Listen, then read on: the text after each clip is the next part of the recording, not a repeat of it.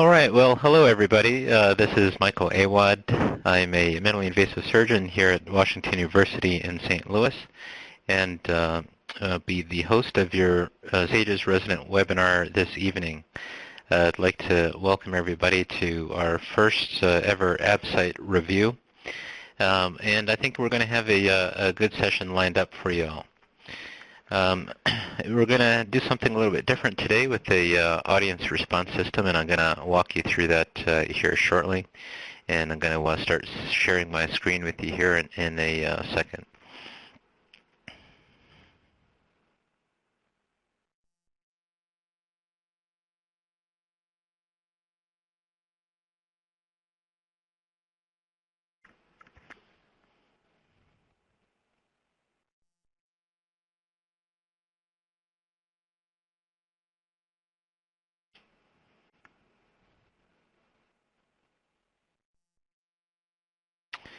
Okay. All right. Well, hopefully everybody can see us here. This is, again, our ABSITE review, SAGES resident webinar. And we'd like to thank you all for joining us today. This webinar is hosted by SAGES, Society of American Gastrointestinal Endoscopic Surgeons. SAGES is a fantastic organization. Many of you may be familiar with it already. For those of you that are not, I would really encourage you and welcome especially our resident members in the audience. SAGES has special rates for resident members and has really a terrific organization, provides many resources including these webinars and educational material. The upcoming SAGES meeting is in Boston this year, March 16 through 19, and hopefully many of you can join us there. And again, thanks to SAGES for hosting our webinar this evening. So the format for our webinar tonight is as follows. We're going to start off with the welcomes and a couple of ground notes about what we're going to be going over tonight. And then we have 4 main sections of content for our ABSITE review. I'm going to be kicking off with some Foregut material in esophagus, stomach, and obesity. We'll be joined by Dr. Jeff Blatnik, also from WashU, who will be going over topics in general abdomen, hernia, and spleen. That will be followed by colorectal and anal disease by Dr. Alan Harzman. And finally, small intestine biliary disease and flexible endoscopy by Dr. William Hawkins. We are at the first review session tonight will include these topics. Unfortunately, we won't be able to cover the whole realm of general surgery, including breast, vascular, trauma, and other things, but we'll see how tonight's session goes, and if it goes well, we hope to have more of these in the future. So the format tonight is going to be a pretty rapid-fire multiple-choice questions format, and what we're going to do, the questions were drawn from the SCORE question data bank. Hopefully many, if not all of you, are familiar with the SCORE questions. And we're going to have a audience response system format. So what I'd like to encourage all of you to start doing right now is to go to the website listed here on your screen, which is polev.com/absite.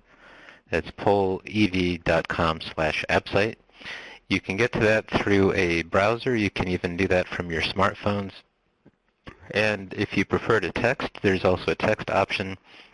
If you text ABSITE to 2233, you'll join the Poll Everywhere program, and then you can answer the multiple choice questions by just typing the letter that corresponds to the answer, A, B, C, D, or E. As we go through the questions, we'll show you kind of the responses, and if it looks like everybody's kind of got the right answer, we won't spend a lot of time on it, but if there's room for discussion, we'll go through the question and go through a rationale of the correct answer. So again, and I'll give folks a chance to check this out, but again, polev.com/absite is the place to go. Please go ahead and log into there now if you have not already. Excuse me. Just a couple other housekeeping notes before we begin. If you do lose audio or video on the webinar, go ahead and exit out, close out of your browser and open up your browser again and log back into the show. If not, go ahead and do the old reboot. Since this is our first time doing this format, we'd really appreciate your feedback. At the end of the webinar, we have a survey that we'd ask you to fill to give us some feedback. That survey is going to be at the very end of our session. The show is being recorded, and you'll be able to review this online at sages.org within the next 2 weeks. So that's really all of our housekeeping items. I think we'll go ahead and dive right in.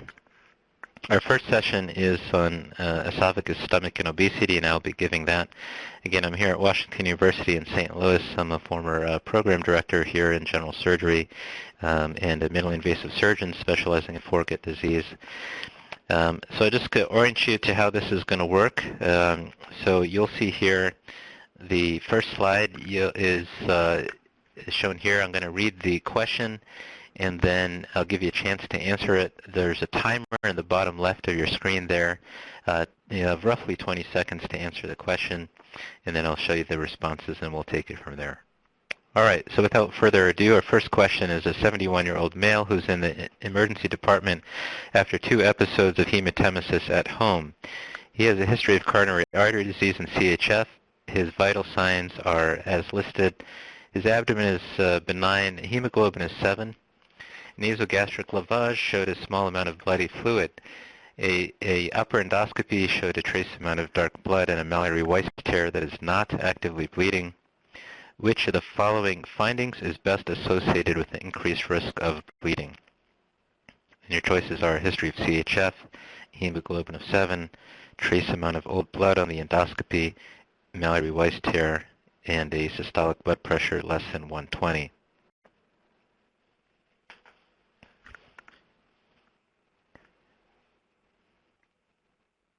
And we have a counter here. I see a number of people are logging their responses.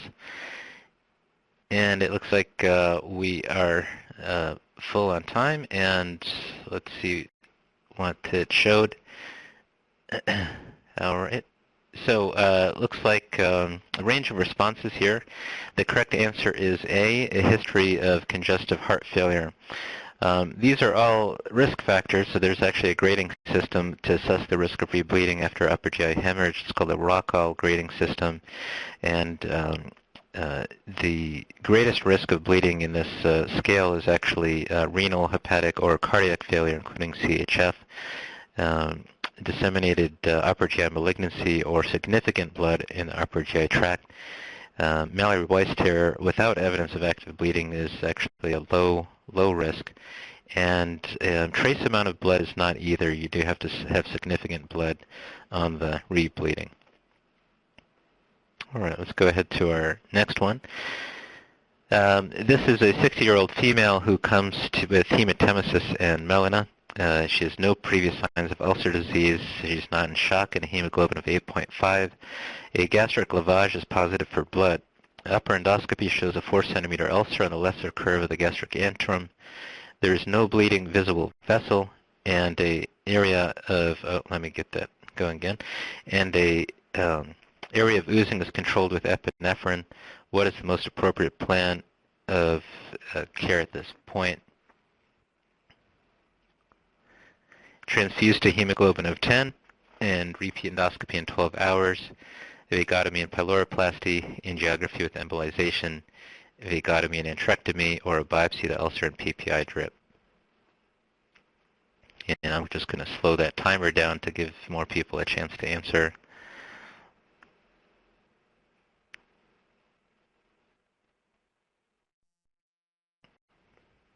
Okay.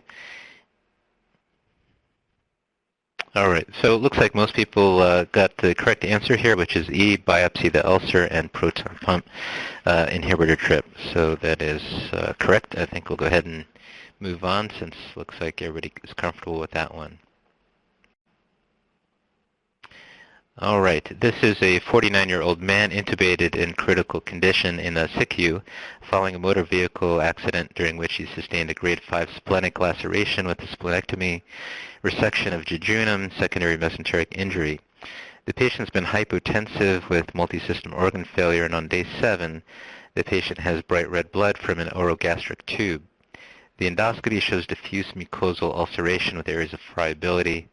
What would the biopsy show if you were to biopsy this?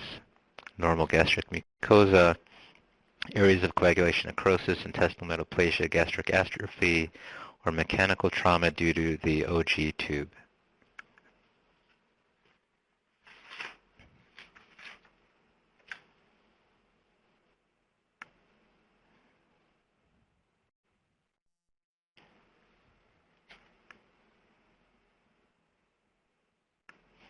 Okay. All right, so good. Looks like most people got the correct answer, which is letter B, areas of coagulation necrosis. This patient basically has stress gastritis, obviously very common in patients who are critically ill or have had major trauma. Treatment is generally non-surgical and diagnosed with an upper endoscopy. Biopsies usually show coagulation necrosis, friable mucosa, and lymphocyte invasion. So B is the correct answer there. All right. This is a 3-year-old child who was brought to the emergency department with the chief complaint of refusing to eat for 12 hours. There is excessive drooling on the exam. The abdomen is soft and non-tender. Breath sounds are clear. A chest x-ray shows a large cylindrical foreign body in the upper esophagus. What is the next best step in management? Observation with serial radiographs, an upper endoscopy, thoracoscopy, barium esophagram, or CT scan of the chest with contrast.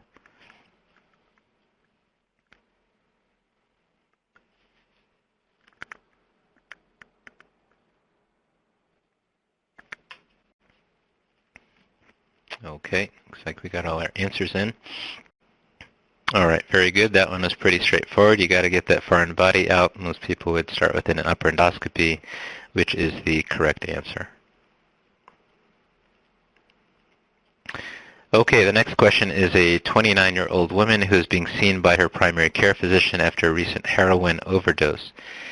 She has hypertension controlled with enalapril, diabetes controlled with oral hypoglycemic, a 2-centimeter hiatal hernia, and reflux with PPI. Her BMI is 38. She has used heroin recently to deal with her poor self-image. She has tried non-surgical weight reduction programs without success. Which of the following would exclude her from consideration for bariatric surgery at this time?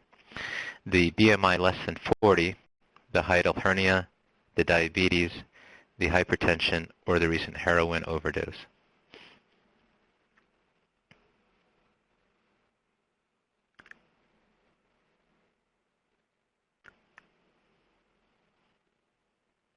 All right, looks like we've got all our answers in. And yep, very good. The recent heroin overdose would exclude her. This is actually a very common question on the ABSITE, so one that you're likely to see. The criteria that established by the NIH include BMI greater than 40 or 35 with comorbidities, and those things listed are all comorbidities. They're obviously an exclusion criterion is somebody with psychologic instability, abstinence, or active use of drugs and alcohol. All right, our next is a 70-year-old woman who's in the medical ICU recovering from severe sepsis followed by a stroke complicated with aspiration pneumonia about 1 week ago. The patient has a history of cirrhosis. She is currently intubated, and the team is planning to place a tracheostomy tube and a percutaneous endoscopic gastrostomy tube, a PEG. There is some fever. BMI is 30. The patient's abdomen is noticed to be distended with fluid wave. There is leukocytosis with a white count of 15. A CAT scan reveals a hiatal hernia and moderate ascites. Which of the following is the most significant contraindication for performance of a PEG? The ascites, the fever, the white count, the hiatal hernia, or the BMI?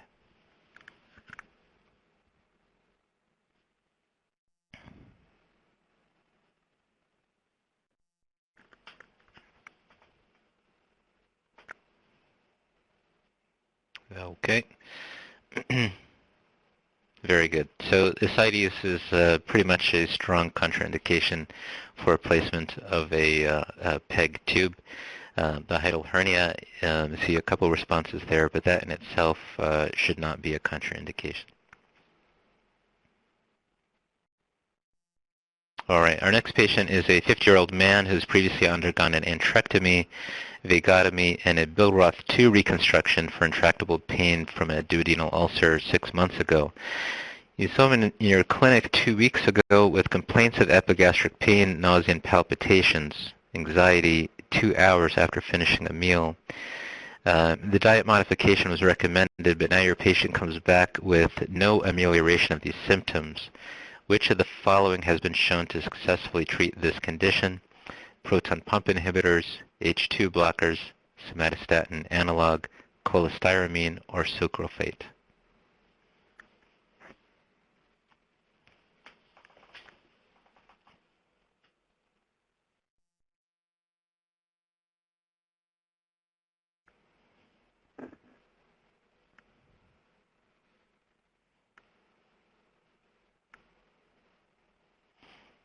All right, so, all right, good. So yes, the correct answer is somatostatin analog. So this patient is experiencing symptoms of dumping syndrome. Somatostatin, either 50 milligrams or 100 milligrams subcutaneously before a meal, has been shown to control symptoms in patients with dumping.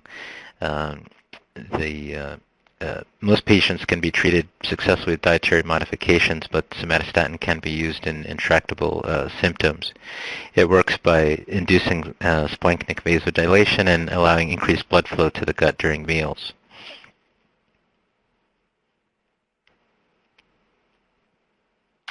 All right.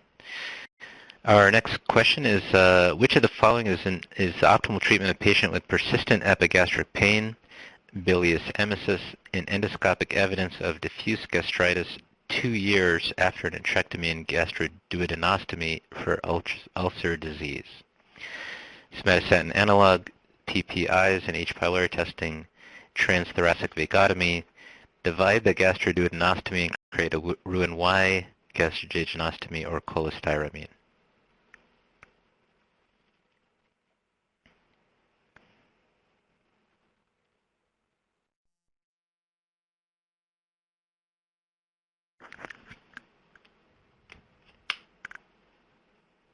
Okay.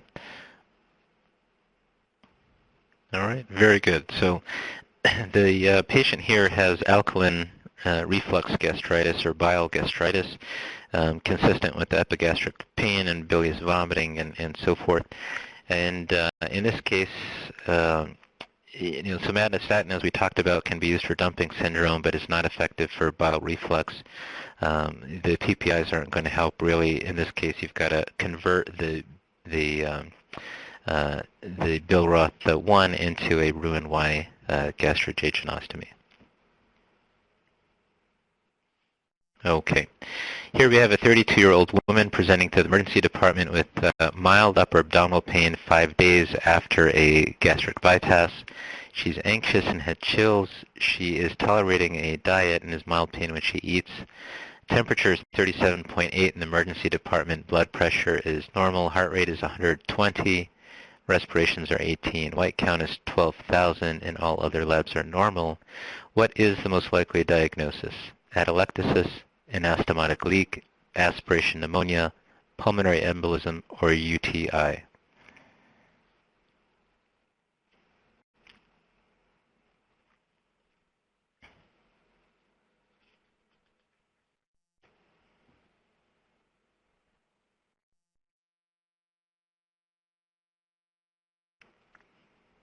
All right. Very good. This is also a classic ABSITE question and a classic oral exam question too. And so obviously, glad everybody, most people are getting this one. Tachycardia is the most common presenting symptoms for an anastomotic leak after a gastric bypass. Most of the time, patients will only have a low-grade fever or even mild pain, and tachycardia can be the only presenting sign.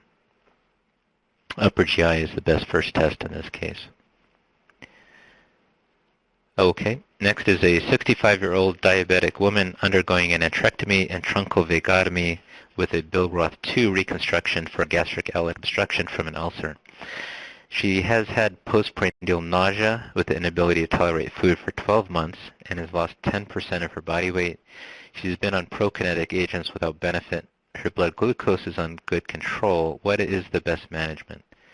Continued medical management, near total gastrectomy with a Roux-en-Y gastrojejunectomy, conversion of the Billroth 2 to a Roux-en-Y gastrojejunectomy, hospice care, or insertion of a gastric pacemaker.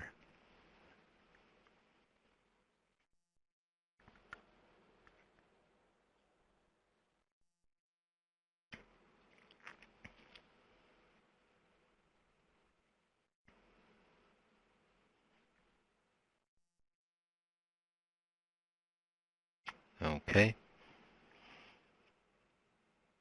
All right, so here the correct answer is B, near total gastrectomy with a Roux-en-Y gastrojejunectomy. So this patient has gastroparesis. Not sure why. It could be from the vagotomy or it could be from the diabetes.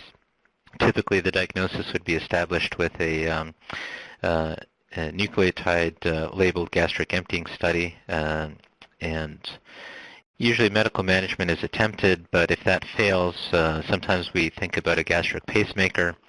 Unfortunately, this patient would not be a candidate because the pacemaker is placed in the antrum, and this patient has no antrum.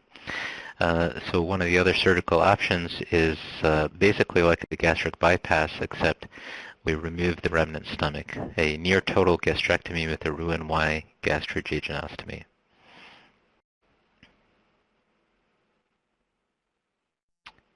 All right, our next question is a 44-year-old construction worker referred to you with symptoms of difficulty swallowing solids and liquids and a sensation of food sticking at the xiphoid. He has lost 3 pounds over the last 3 weeks. BMI is 27.5. Smokes a pack of cigarettes a day. Physical exam is normal except for a small epigastric hernia. What is the next best step for management? A contrast esophagram and upper GI series, upper endoscopy, manometry, 24-hour pH monitoring, or proton pump inhibitors.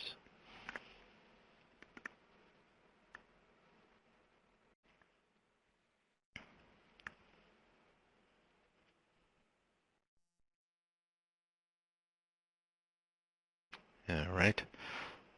All right, good. Yeah, so the correct answer is a contrast esophagram and upper GI series. This patient has dysphagia and should always prompt a diagnostic workup.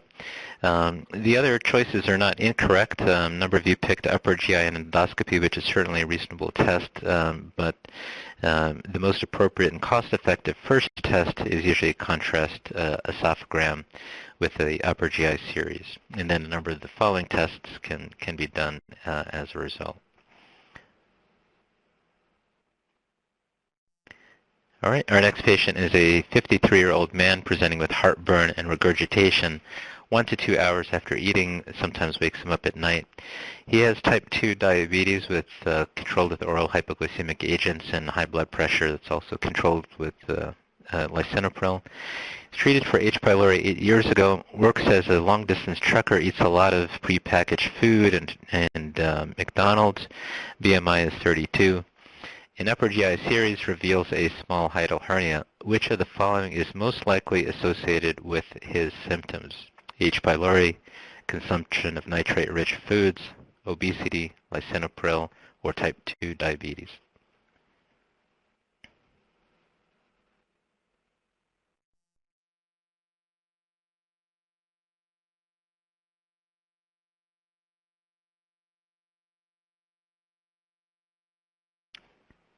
All right, very good. Obesity is the correct answer here. Unfortunately, an epidemiologic trend towards increasing reflux is associated with increasing obesity. Diabetes and the other options are not independently associated with GERD. All right, our next question is a 52-year-old woman presenting with heartburn and regurgitation. Workup reveals a small hiatal hernia, moderate esophagitis, and Barrett's esophagus without dysplasia. Manometry shows a few tertiary contractions and otherwise compatible with diagnosis of GERD. A recent DEXA scan shows moderate to severe osteoporosis. Ablation of the Barrett's was recently completed. In addition to surveillance endoscopy, what is the best management option for this patient? Daily PPI therapy, Nissen fundoplication, Toupet fundoplication, heliurotomy, or oral bisphosphonate therapy.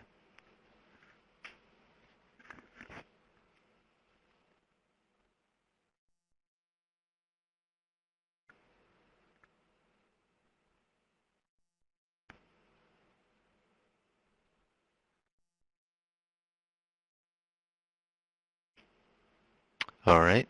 See, we have a lot of surgeons out there. So the correct answer in this case is Nissen fundoplication.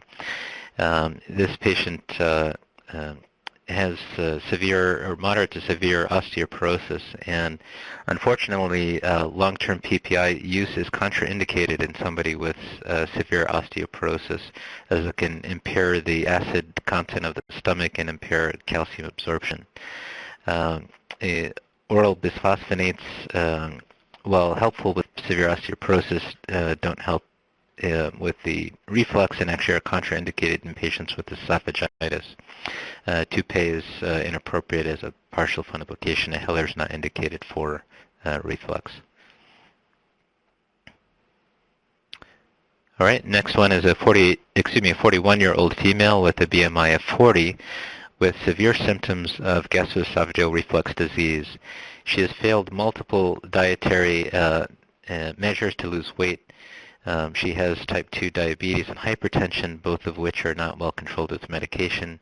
She has a Demeester score from her 24-hour pH of 15, normal being 14.7 or less. The management of her acid reflux is best addressed by which of the following? Nissen fundoplication, gastric bypass, proton pump inhibitor therapy, Bell's-Z fundoplication, or metoclopramide / Reglan therapy.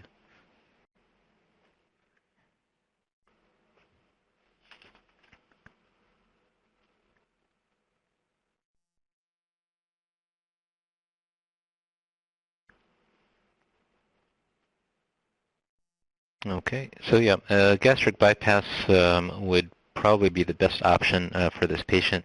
She's certainly otherwise a candidate for a gastric bypass, and that is a very successful operation for treating reflux.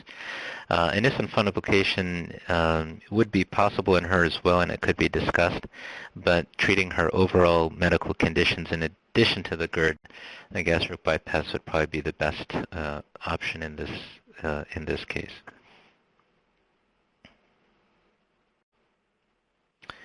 Next is a 55-year-old male with a hiatal hernia and gastroesophageal reflux disease who undergoes a laparoscopic fundoplication. Postoperatively, he has a satisfactory esophagram and resolution of his symptoms. Several weeks later, though, it comes back to the office with new substernal pain, no heartburn or regurgitation. If you did a repeat esophagram, what is this likely to show? A disrupted RAP, intrathoracic migration of the RAP, gastroparesis, a slipped fundoplication onto the stomach, or an esophageal perforation.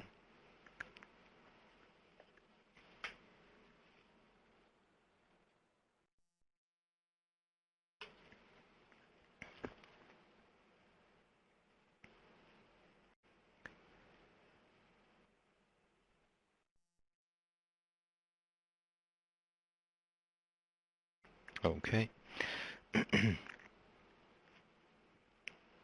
All right, good. So the correct answer here is B, intrathoracic migration of the fundoplication. Typically, the way these RAPs fail, the most common mechanism is for the whole RAP to migrate up into the chest. That's what letter B is. It's very uncommon for the RAP to just completely come undone. That's the disrupted RAP, letter A.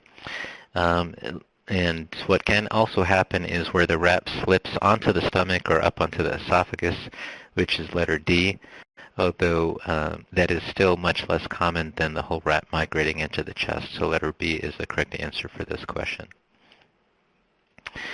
What I think we'll do right now is I'd like to move on to our next speaker. I'm going to jump ahead here to that that slide.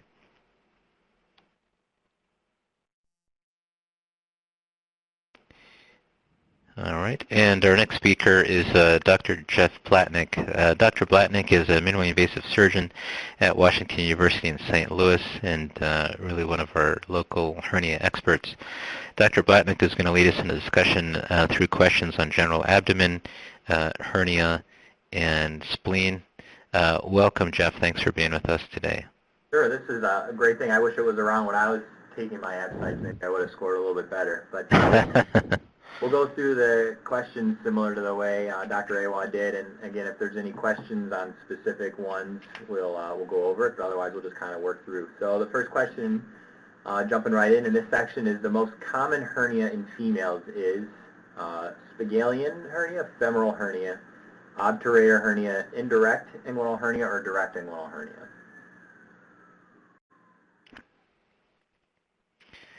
And one thing I'll mention, hopefully it looks like everybody's, looks like they figured out how to participate. On the bottom right, we have a total results of 100. Unfortunately, the software caps us at 100 responses. I know we have more people out there, and thank you for participating. Once it hits 100, folks won't be able to submit poll responses anymore. Okay, so go ahead, Jeff. Good. I think, the key here to differentiate is indirect inguinal hernia is the most common inguinal hernia that you will see regardless of whether it's males or females. The key being femoral hernias in general are more common in females than in males, but still if you take any female off the street, the most likely hernia she will have will be an indirect inguinal hernia. So D is the correct answer. All right, next question is, which of the following statements describing the vascular anatomy of the spleen is true? The splenic vein generally travels outside the parenchyma of the pancreas just at its superior border, allowing access for early ligation. B, the splenic artery generally travels within the parenchyma of the pancreas such that it is inaccessible for proximal ligation. C, the splenic artery usually divides into superior and inferior polar branches, which can be individually ligated for allowing for partial splenectomy. Or D, the important function of the spleen as a filter for damaged blood cells requires that splenic blood flow be in excess of 10% of the total cardiac output.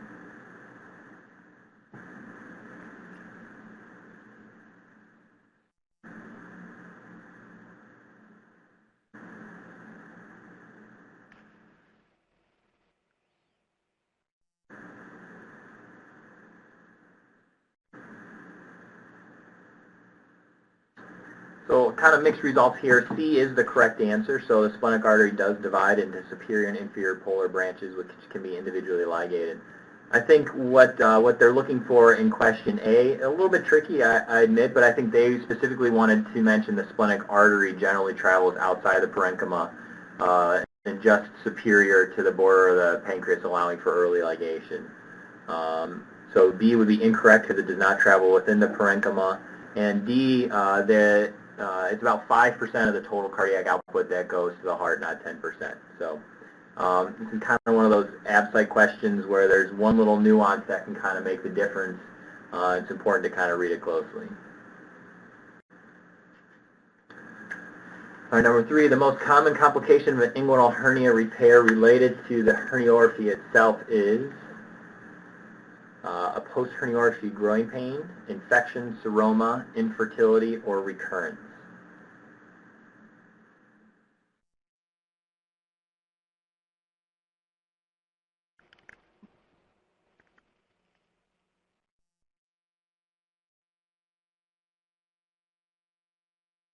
So the majority of you got that right. Post-herniorrhaphy growing pain is the correct answer they're looking for. If you kind of take all hernia patients and broadly question them on their biggest postoperative complaint, it's going to be groin pain. Obviously, that can be broken down into kind of short-term versus chronic, debilitating. So it's a vague answer, but groin pain is the most common. Recurrence is probably in the neighborhood of about 5%, seroma probably a little less than that, but some studies will quote groin pain as high as 53% of the population, but it's rarely very significant or very severe.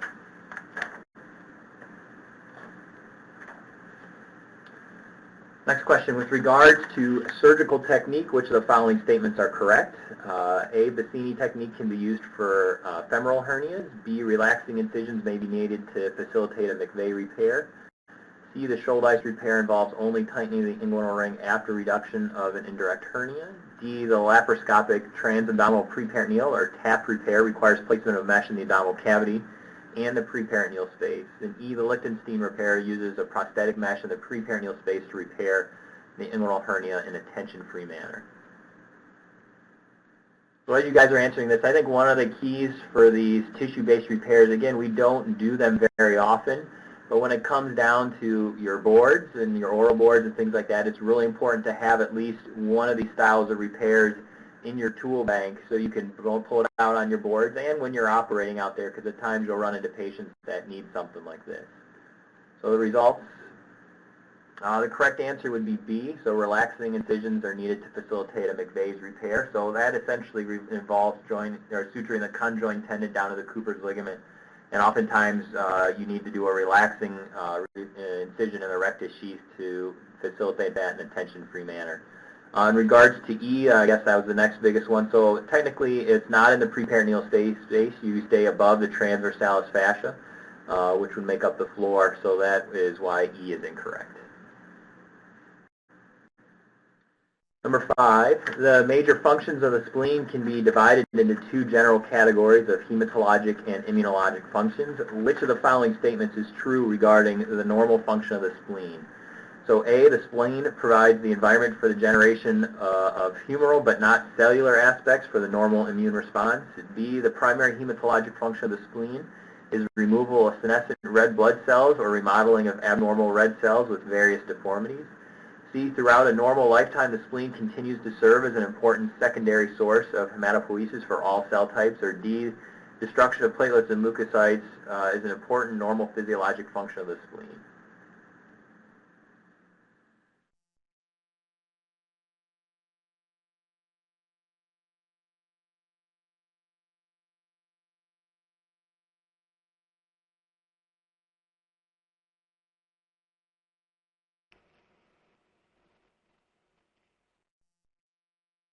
Well, that's correct. The majority of you got it right. B is the correct answer. So the primary hematologic function of the spleen is to remove senescent red blood cells or remodeling of abnormal red cells with various deformities. D would be incorrect because in this function they would consider that not physiologic but more pathologic, which is why D is incorrect in this question. Number 6, the preferred option for repair of peristomal hernias is primary repair, prosthetic repair, relocation of the ostomy, all of these answers, and E would probably refer to another surgeon because they can be very talented to deal with.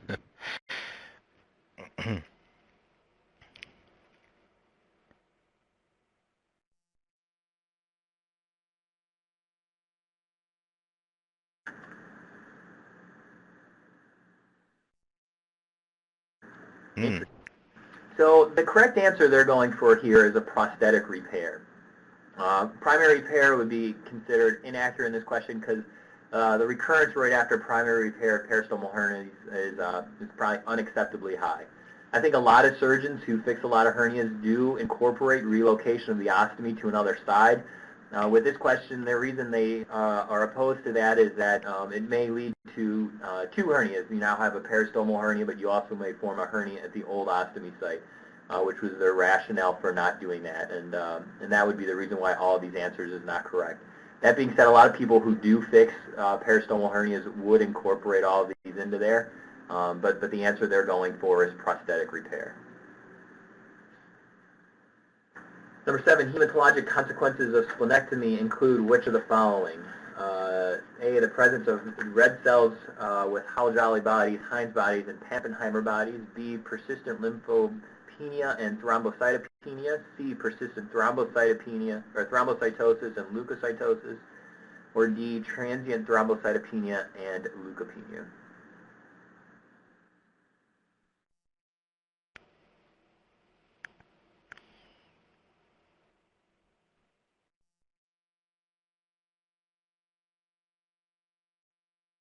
Good. The majority of you got that question correct. The correct answer is A. The spleen serves probably transiently increases your platelet counts because it really just functions as storage, but eventually your body kind of will equilibrate as far as platelet function. And then you may see an increase in your long-term lymphocytes and monocyte count that may lead to more long-term elevation of those levels.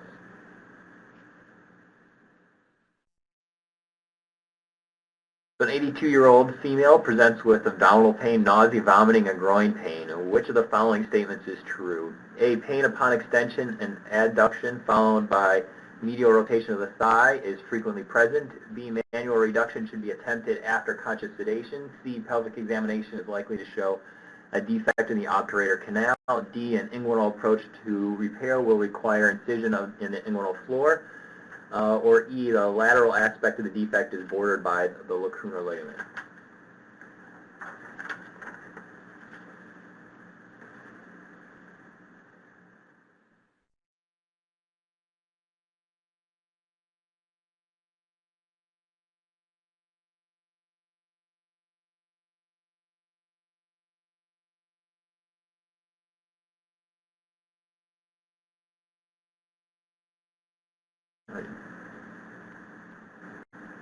Okay, interesting. So mixed results. So the first thing to consider here is what is the most likely hernia they're trying to get to. So 82-year-old female with groin pain and obstruction in a test scenario like this is going to be a femoral hernia. So once you kind of address that, then the answers kind of make a lot more sense. So with a femoral hernia, you will usually have to open the pelvic floor. Again, because the hernia travels below where that is, below the inguinal ligament. The lateral aspect, the defect, is not the lacunar ligament. It's usually the femoral vein. The lacunar ligament is the medial aspect of that. Pelvic examination is likely to show defect in the obturator canal. Again, they're going for a femoral hernia here. The Hauschip-Romberg sign is usually seen in obturator hernia, so again, not what they're going for here. And then manual reduction should be attempted after conscious sedation. Here they're concerned for obstruction and incarceration, so you're worried about a specific bowel problem, be it ischemia or whatnot, should be high enough that you want to evaluate it prior to reducing it. I think if it does reduce after the induction of conscious sedation, whether you were involved or not, that would warrant evaluation, which you can do either laparoscopically or open if you're not comfortable with that skill set. But the key, they want you to make sure you look at the bowel before you move on. All right, question number 9. The problem of overwhelming post-splenectomy sepsis is a significant concern. Which of the following statements is true regarding this consequence of splenectomy? A, the risk of post-splenectomy septic episodes is essentially the same throughout life. B, the indication for splenectomy is not a factor in predicting the incidence of post-splenectomy sepsis. C, the risk of post-splenectomy sepsis is unrelated to age. Or D, the mortality rate for post-splenectomy sepsis can be as high as 50 to 60% in most series.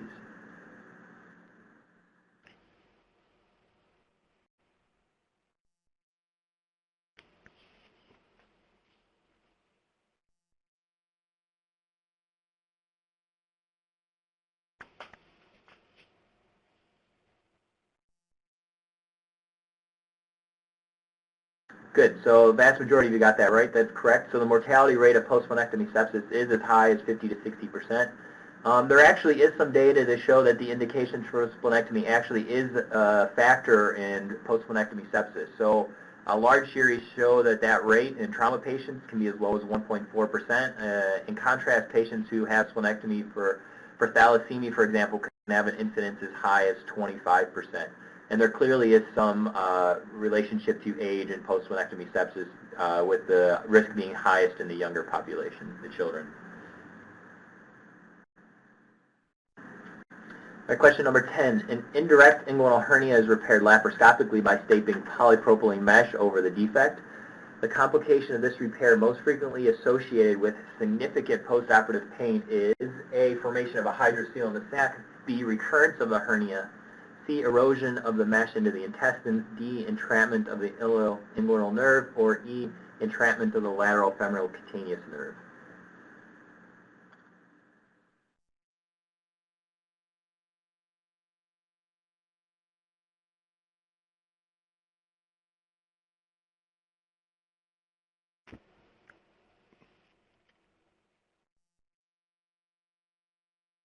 So that's correct. E is the right answer. So the lateral femoral cutaneous nerve is most likely involved with laparoscopic repair, and I think the one way you can get around that is to make sure you can always feel the tip of your stapler before you fire any tacks or staples in. The ilioinguinal nerve is most likely entrapped during open repair, and here they are specifically looking at laparoscopic.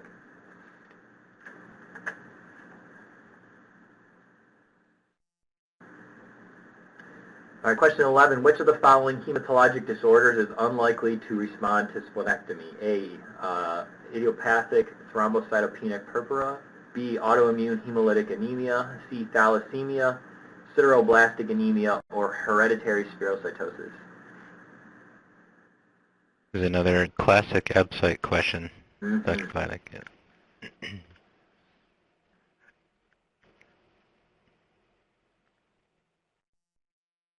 Or F, when the hematologist tells you that it's time for the spleen to come out.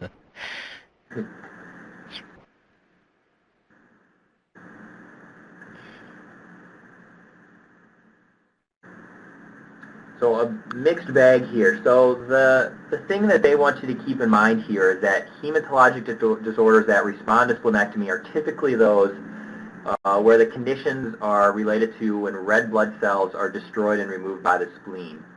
Sideroblastic anemia is actually a problem more with the bone marrow than it is with red blood cell or blood cell clearance. So that's why it is incorrect in this population. Otherwise, all the other populations can benefit from splenectomy.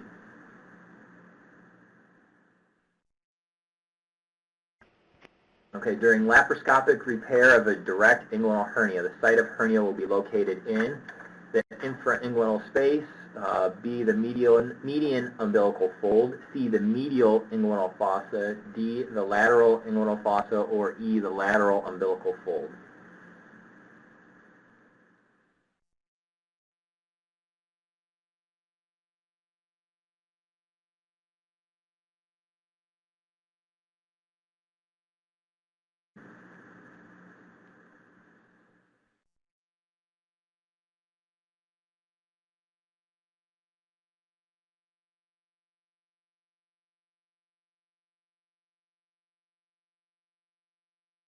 So the majority of you got it right. It is the medial inguinal fossa, which is also essentially Hasselbeck's triangle, which is where you'll get a direct inguinal hernia through. The lateral inguinal fossa would essentially be your deep inguinal ring, or where you would expect to see indirect hernia. The median umbilical fold is midline, infraumbilical space is below the inguinal ligament, and then the lateral umbilical fold is out lateral. So you just kind of, essentially when you're thinking about inguinal hernias and this type of terminology, if you think of the medial inguinal fossa as being your direct space and the lateral inguinal fossa as being your indirect space, that'll kind of help differentiate them. Number 13, after undergoing splenectomy for ITP, a patient has persistent disease concerning for a missed accessory spleen, and a technetium scan is ordered to localize it. Which is the most common location for an accessory spleen? A, in the mesentery, B, in the hilar region, C, in the lesser sac, D, within the diaphragm, or E, in the tail of the pancreas.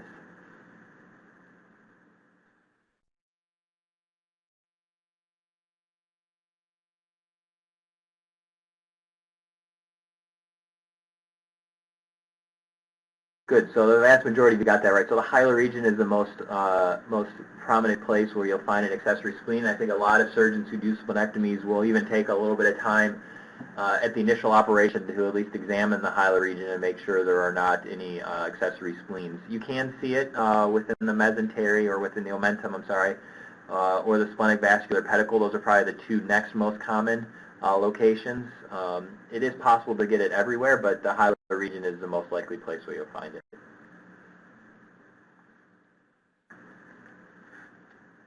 Number 14, with dissection of an indirect hernia sac during an open inguinal herniorrhaphy, an unusual rapid oozing began, which filled the inguinal canal with bright red blood. The bleeding is coming from the undersurface of the abdominal wall. Which artery is most likely injured? A, inferior epigastric, B, premasteric, C, testicular, D, external iliac, or E, internal iliac.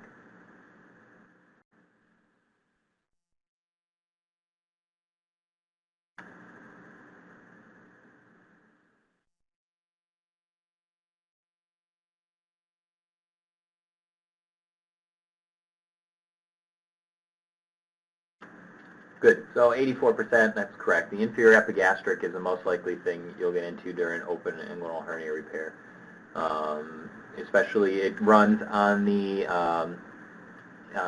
inferior aspect of the abdominal wall, and that's the one you're most likely to get into.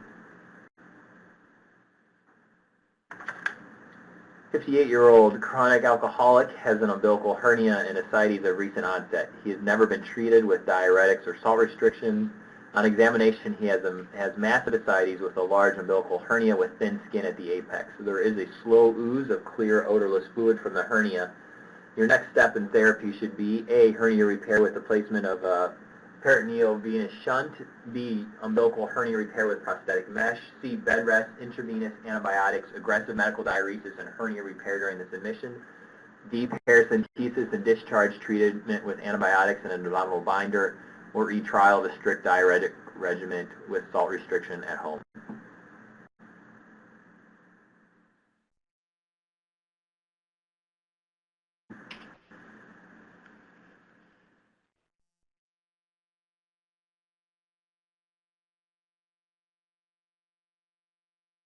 Good. So the vast majority, you got it right. C is the correct answer. And the key here is whenever you have thin skin and a slow ooze, that is something that needs to be treated relatively urgently in that you would keep the patient in the hospital, try to aggressively manage their medical diuresis and repair it at the same time. Sending them home, you worry about acute rupture or perforation, which would be why D and E are incorrect.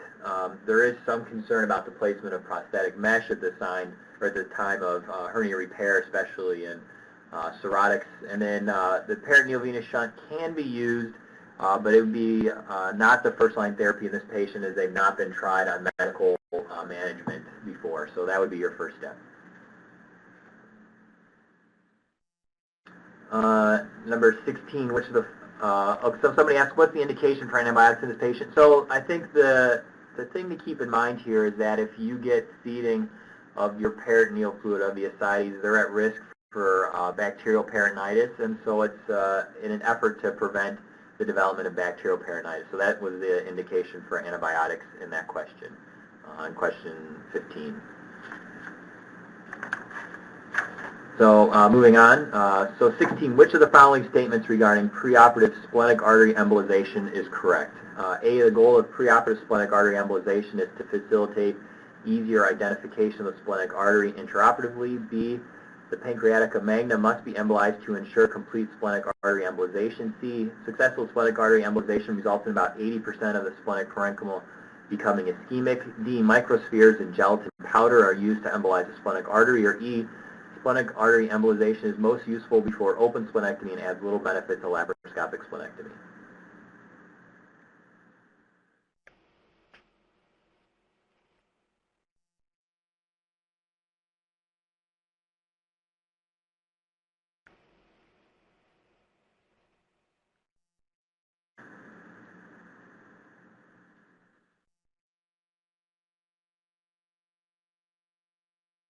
So let's see. Correct. So C is the correct answer. So when you embolize the splenic artery, about 80% of the parenchyma will become ischemic. Microspheres and gelatin powder, again, this is kind of one of those nuanced questions. The reason that is incorrect is those are very small and can actually migrate at the time of placement and can lead to ischemia of other organs. So they would recommend you use small coils and gelatin sponges as opposed to gelatin powder and microspheres.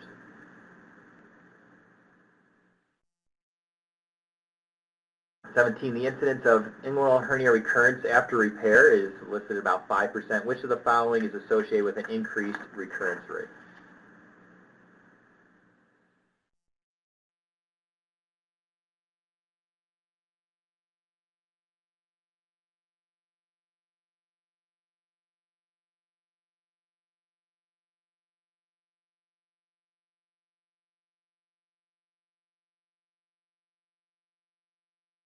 Good. So smoking, 100% the right answer here. And this would actually be correct for both inguinal hernias, ventral hernias, essentially any type of hernia repair. There's a lot of good data that shows that smoking significantly impacts your ability to heal stuff. And so smoking is the correct answer here. Number 18, testicular atrophy following inguinal herniaplasty is usually due to thrombosis of the veins in the spermatic cord, B, subacute orchitis, C, damage to the external spermatic artery, D, ligation of the vas deferens, or E, damage to the testicle during mobilization.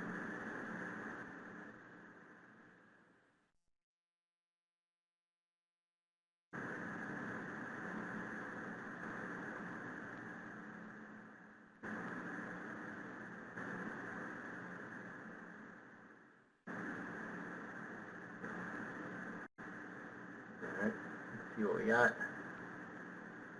So good. So the reason that people get testicular atrophy, again, this is relatively rare. Most studies listed about 0.1% of initial repairs and about 1% even of recurrent repairs. So relatively rare complication, but when it happens, it's thought to be secondary to thrombosis of the veins in the spermatic cord. And this is usually due to kind of overly aggressive dissection in which you can damage these veins. They're very delicate. Other things you can do, you can try to minimize the mobilization of the testicle so as you don't interrupt the scrotal collaterals that are often present. External artery, that certainly can lead to testicular atrophy, but it's usually much more often that you damage the or the veins rather than the artery, just because they're much more delicate. All right. A couple more questions before we run out of time. So 19, which of the following statements is true concerning the technical aspects of splenectomy? A, in patients undergoing splenectomy for ITP, platelet transfusion should begin at the time of incision. B, in planned splenectomy, vaccination with pneumovax as well as vaccination against Haemophilus influenza and Neisseria meningococcus should be given 10 to 14 days prior to surgery if possible. C, the technique of laparoscopic splenectomy should be applied to patients only with small or normal-sized spleens. And D, the preferred surgical technique for massive splenectomy begins with delivery of the spleen from its lateral attachments.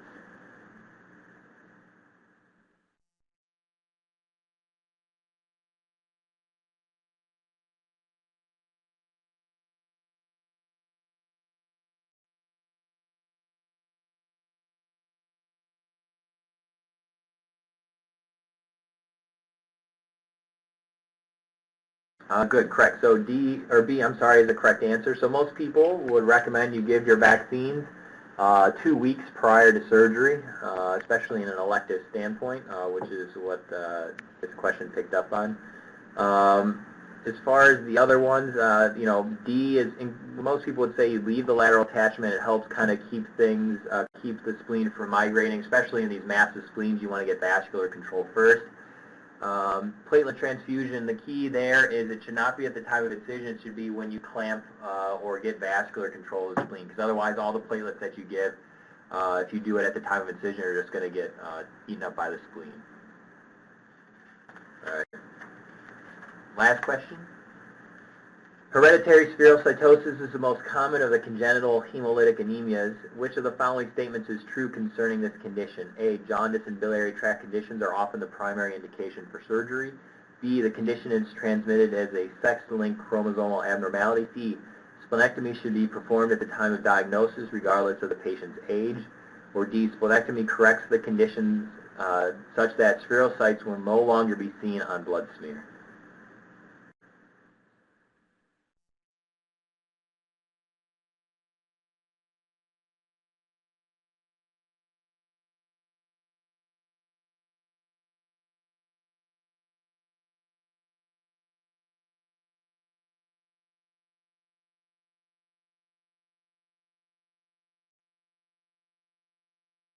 And A is correct. So jaundice and biliary tract conditions are often the primary indication for surgery.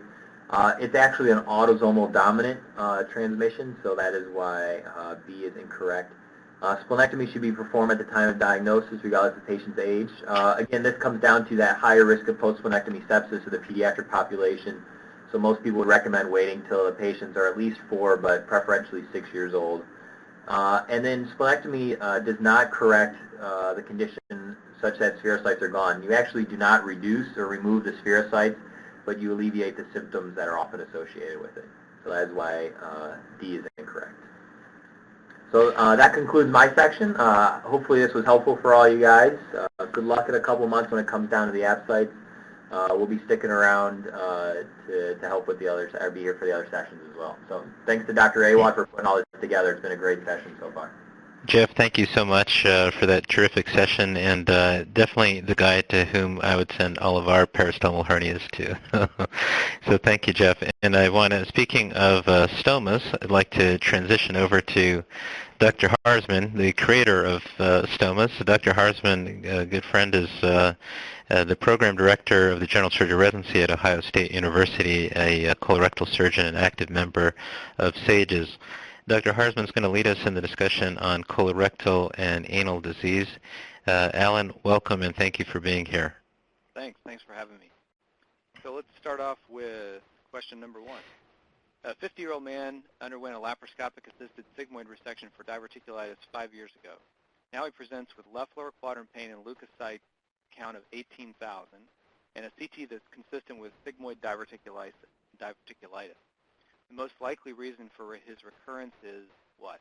A young age, colosigmoid anastomosis, gender, having had a laparoscopic operation, or carcinoma.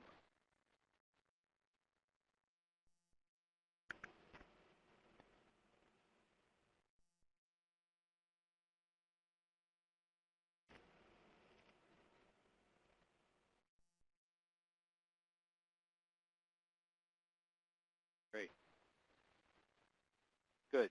So most people got this one. So the only factor that's really associated with diverticulitis recurrence at all, especially for sigmoid diverticulitis, is where you make the anastomosis. So by colosigmoid, we mean leaving some sigmoid on the rectum and not resecting the entire sigmoid and then hooking the descending colon back into a little bit of sigmoid. So that high pressure zone remains, and that's your risk factor for getting recurrence, basically, of sigmoid diverticulitis. And these other things are not associated with that. All right, next question. Which of the following statements is correct regarding vascular ectasia of the colon? Approximately 90% of patients with hemorrhage stop bleeding spontaneously. Of patients with vascular ectasia, 50% have an associated cardiac disease, most commonly coronary atherosclerosis. Colonic vascular ectasia occurs most commonly in the cecum and ascending colon. Endoscopic ablation is the preferred therapy for colonic ectasia. Or E, all of these answers.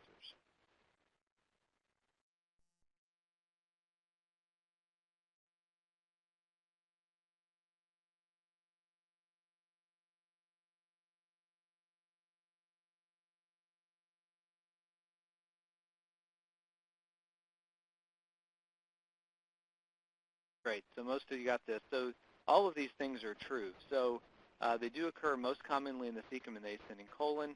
About half of folks will have cardiac disease, and then the others, obviously the preferred approach is to approach it endoscopically with ablation. Sometimes they do require surgery, but most people will be able, are stable enough to get at least one endoscopic approach. Appropriate management of chlamydial proctitis includes which of the following? Tetracycline 500 milligrams 4 times a day, penicillin 1 million units IM, metronidazole 250 milligrams 4 times a day, acyclovir 200 milligrams 4 times a day.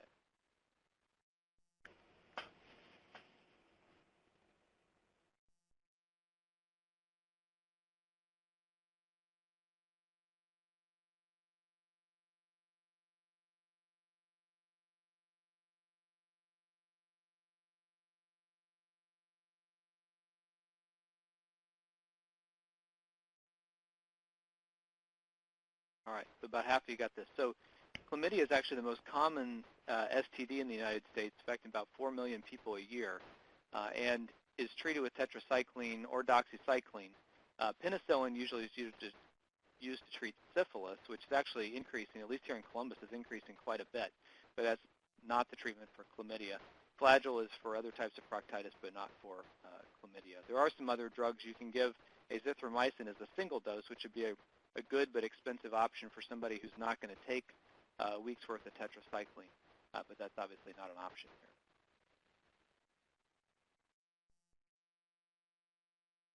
All right, in a patient with an obstructing cancer of the rectosigmoid colon and pneumoperitoneum, which of the following is true?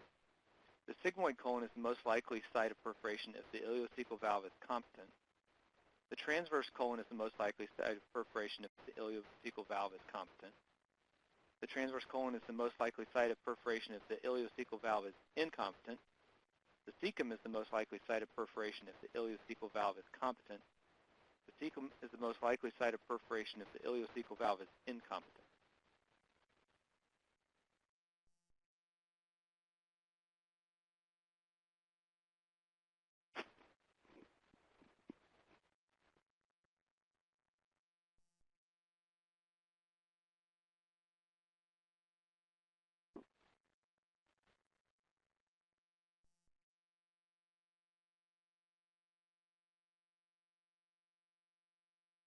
All right, so quite a few got this. So this is the famous ABSITE question, the law of Laplace, and so which has to do with wall tension. The cecum is the most expandable part of the colon, and therefore also it has the highest wall tension. So it's the most common site. If the ileocecal valve is competent, then the cecum will really dilate with a distal obstruction, and that's where it will blow out. If it's incompetent and they've had a perforation, then most likely the perforation was at the tumor site. But this is the most common scenario.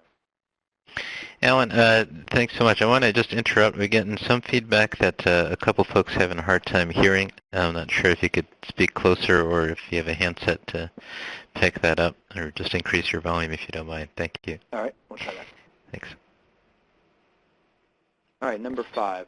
A 65-year-old lady with no family history of colon cancer presents to your clinic following right hemicolectomy for stage 3 colon cancer. Her pathology results reveal a poorly differentiated tumor with signet ring components. What is the most likely molecular marker associated with her tumor?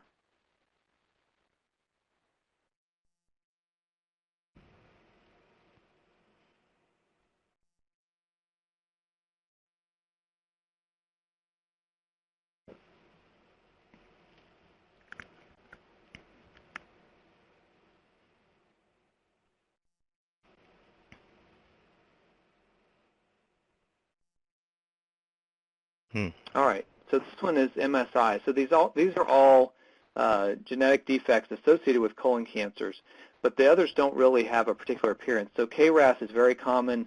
It could involve another question later on, but it's the most common of these that you'll see and have tested. But the only thing that's really associated with poor differentiation in signet rings is the MSI. So the MSI tumors actually are often poorly differentiated, but matched stage for stage. So say compared to other stage 3 colon cancer patients, they actually have a better outcome despite the fact that it's poorly differentiated.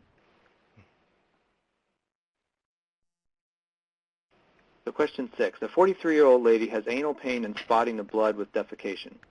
Physical exam reveals a 2 by 3 centimeter area of ulceration within the anal canal. The other findings are normal. Incisional biopsy shows squamous cell carcinoma. Appropriate management includes which of the following? Wide local excision, skin grafting, and proximal diverting colostomy, abdominoperineal resection, primary chemoradiation therapy, or local excision and primary closure.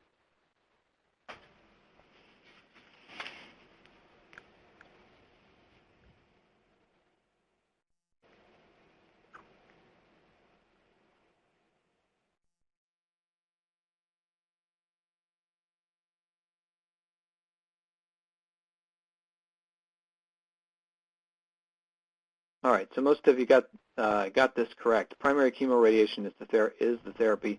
Radiation, along with 5-FU and mitomycin C. The big things to note here, it's an anal canal lesion, not an anal margin lesion. So if it's entirely outside the anal verge or right at the anal verge, and you can excise it widely without taking a bunch of sphincter out, then potentially wide local excision is reasonable, but that actually would be option D. So wide local excision and a colostomy is not really the therapy for an anal canal lesion.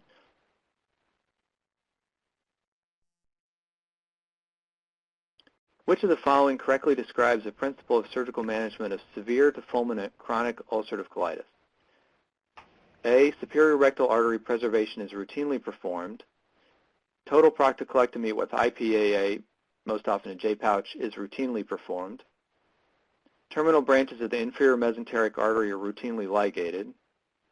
High ligation of the colonic mesenteric vessels is routinely performed. or the rectum should routinely be divided at the peritoneal reflection. In this case, that means that they're implying the anterior peritoneal reflection.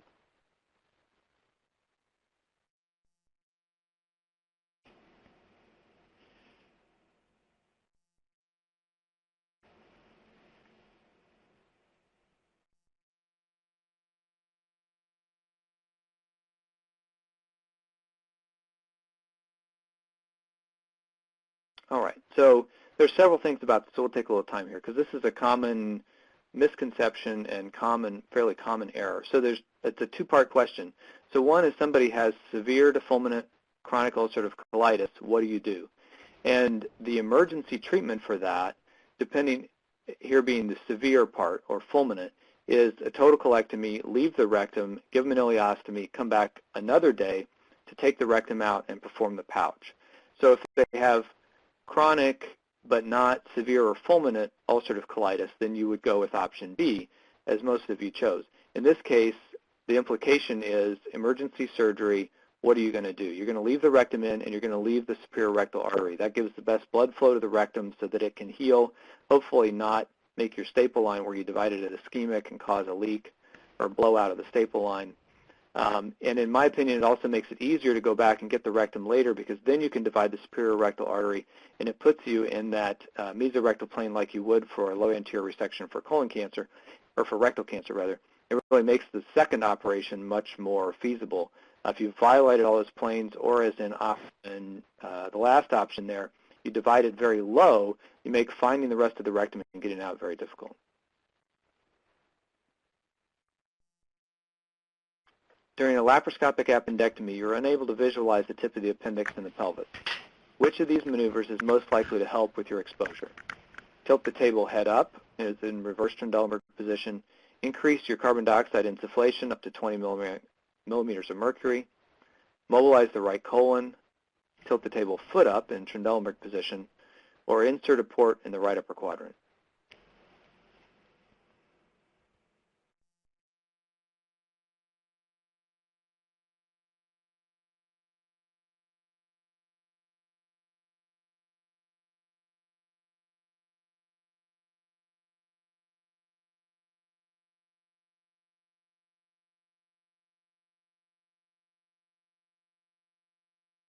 All right, so most of you got this. So mobilize the right colon is an option here, and if the question was you can't find the base of the appendix, you can't find the appendix at all, hidden behind the colon, then mobilize the right colon is a good option. In this case, if it's down in the pelvis, that's not necessarily going to help, and really tipping the patient head down and bringing all the viscera out of the pelvis will help you most out of all of these options. And we'd almost never insufflate carbon dioxide to that high a pressure. Next question. A 25-year-old woman gave birth a month ago. A midline episiotomy became infected. The wound now has completely healed with no residual infection, but the patient passes gas and stool into the vagina. Exam reveals a 2-millimeter rectovaginal fistula at the level of the dentate line anteriorly. Which of the following statements is true? Start antibiotics and continue for 2 weeks. Endorectal advancement flap gives satisfactory results. Patient needs a permanent colostomy. Or fistula repair should be immediate.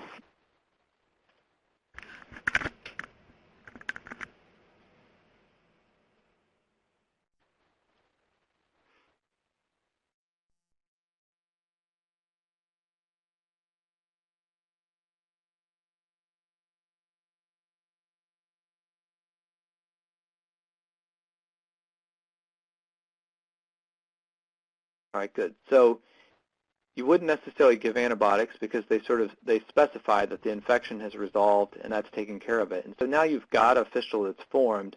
Antibiotics aren't going to really help with that. And you actually want to delay for 3 or more months the repair of this, because you want the scarring to go down, the planes to become more clear again, and make the operation much more feasible. And then when you do it, for these, the first operation that most folks will do is an endorectal advancement flap. The other is to create a full episiotomy, or basically a cloaca, and then repair everything on the way out. Some folks will do that first, but most people will do an endorectal advancement flap first.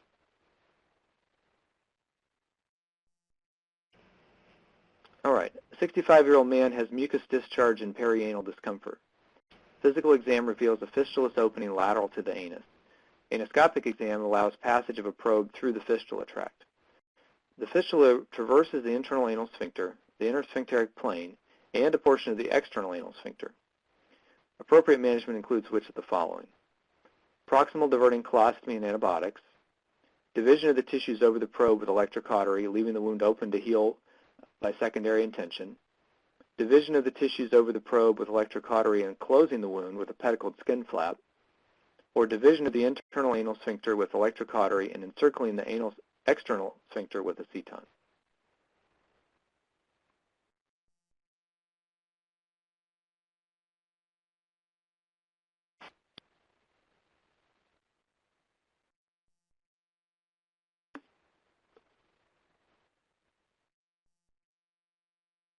Going to give a little more time on that one.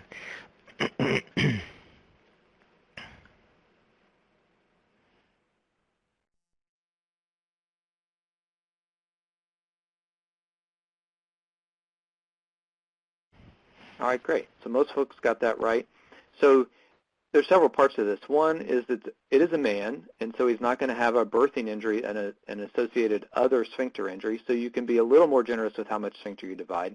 On the other hand, it's an older man who's more likely to have trouble with incontinence either currently or in the near future, so you want to be pretty conservative. And they don't exactly specify how much external sphincter is involved. If it's very, very little, you could cut it. But in this case, it doesn't say, so your most conservative route is to not divide in the external sphincter, put a ceton around it, and come back later and perform a flap or divide the rest of it later on in a second procedure.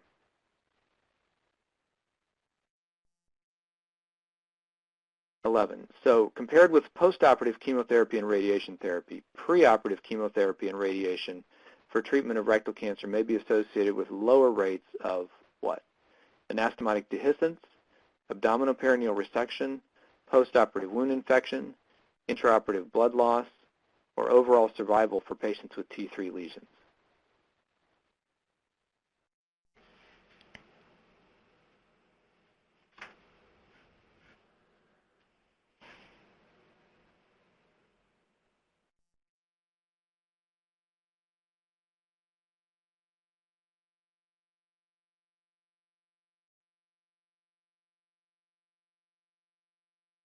Okay, good. So regarding answer E, so overall survival is not really affected by preoperative or really even postoperative chemoradiation. It's local control that's improved. It is patients with T3 that will get chemoradiation, but we tend to do it preoperatively for the purpose of local control. So abdominal perineal resection is a little bit less. If the sphincters are outright involved, then they're getting an APR either way. But if there's a close margin and they get a lot of improvement with neoadjuvant chemoradiation, then you may be able to spare them in the abdominal perineal resection. And so that's why that's the correct answer. Which of the following statements regarding colostomy complications and management is false?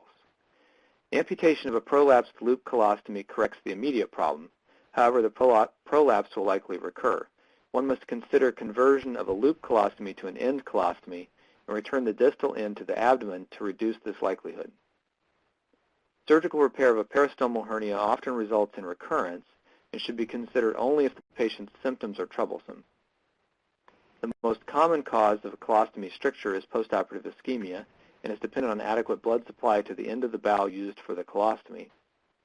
Stoma retraction is more of a concern with a colostomy rather than an ileostomy because of the possibility of leakage from the appliance. Or potential approaches to repair of a peristomal hernia include local repair, repair with prosthetic mesh, or stoma relocation. We're looking for the one that's false.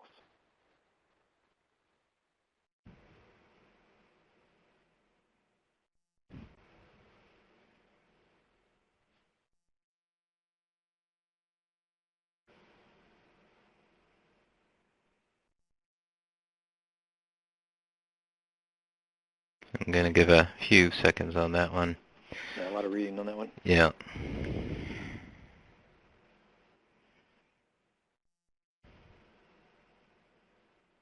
Okay.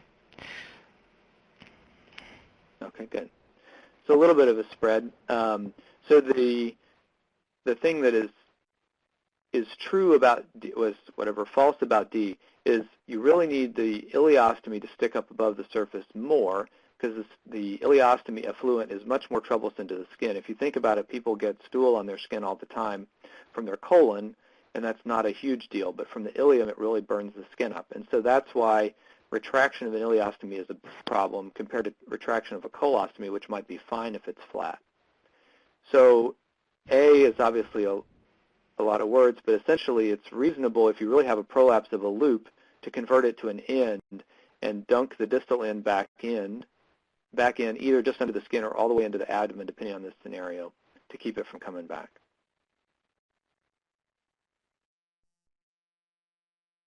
What type of endoscopic findings in severe to fulminant chronic ulcerative colitis? What are typical endoscopic findings? Colonic disease worse than rectal disease, mucosal sloughing, patchy inflammation, skip lesions, or rectal sparing.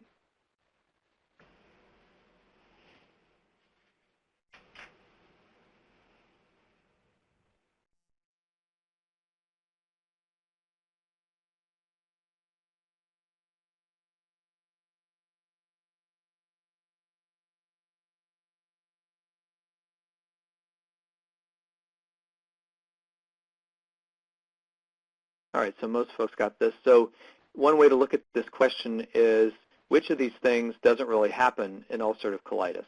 And that's really the other possibilities. So rectal disease is usually worse than colonic disease, or at least as bad as colonic disease in ulcerative colitis. Rectal sparing is very rare in ulcerative colitis, basically doesn't happen unless they've had rectal-directed therapy that hasn't really treated the rest of the colon. So really these other options are more consistent with Crohn's disease rather than ulcerative colitis. Dietary risk factors thought to play a causative role in the development of colorectal cancer include which of the following? High fiber intake, high intake of smoked food, high fat intake, or high vegetable intake.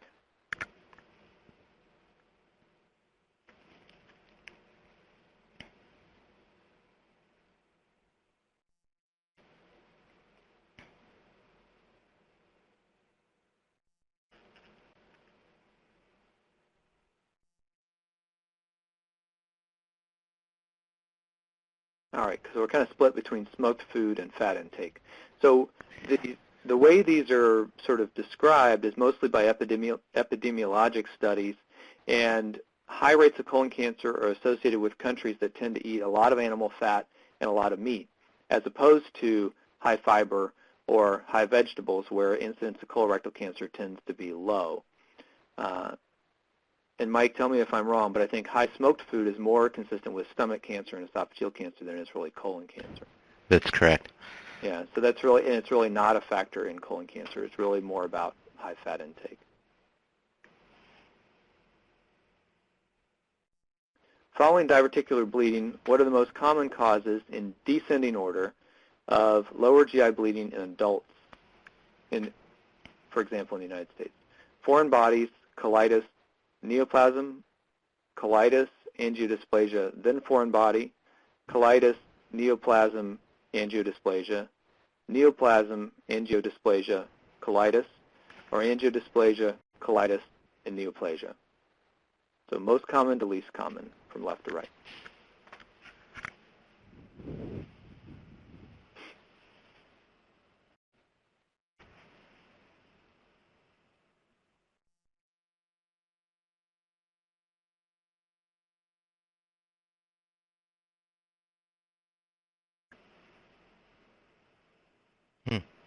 All right, so this is kind of a tough one. So I'll just tell you what the percents are. So diverticulosis, 24 to 47%.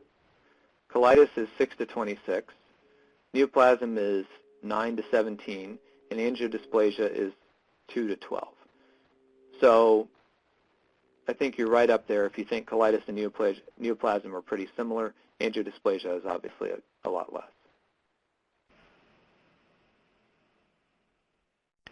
All right. Yeah, got a little technical issue with the answers on that one. Why don't we move on to the next one? Okay. That is actually, can you go back to that real quick, Mike? Sure. Sorry, let me just tell you what it is. Oh, sorry. All right, that's going to go. So you look at it for a second, see if you can guess what it is, and then I'll just tell you. That's a cecal volvulus. So the apex of that is in the where you see the walls meet, points to the right lower quadrant. So basically it's the cecum twisted in the right lower quadrant, pointing to the left upper quadrant. And you can see on the barium minima, which most people wouldn't do, but we have some pictures where people did them, is barium goes all the way around and then stops in the ascending colon where it hits the obstruction from the cecal volvulus. So it's a pretty classic picture that you might reasonably see on the ABSITE, or surgery boards for that matter. A 54-year-old male presents to your office 12 weeks after Hartman's procedure for perforated sigmoid diverticulitis. Which of the following statements is false regarding colostomy reversal in this patient? For colostomy reversal, the surgeon should wait at least 12 weeks after the initial operation to allow for edema and dense adhesions to resolve. Due to comorbidities, up to 30% of patients are not candidates for Hartman's reversal. The proximal colon should always be evaluated prior to end colostomy reversal to ensure that there are no lesions present. Options to examine the length of the distal bowel is adequate if the distal length of the bowel is adequate for anastomosis include sigmoidoscopic evaluation of this portion of the bowel or contrast enema, or laparoscopic reversal of a Hartmann stone is associated with higher anastomotic leak rate compared to open reversal.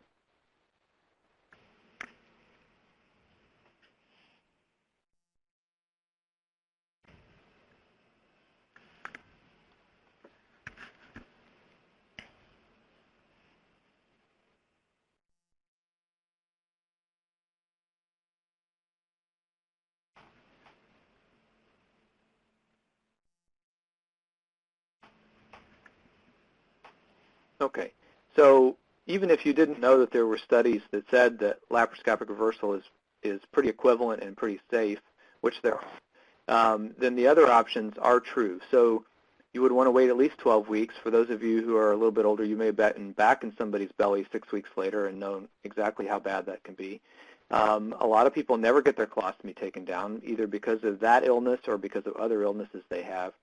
You do need to look at the rest of the colon, make sure they don't have polyps or something else that needs to be dealt with at the same operation.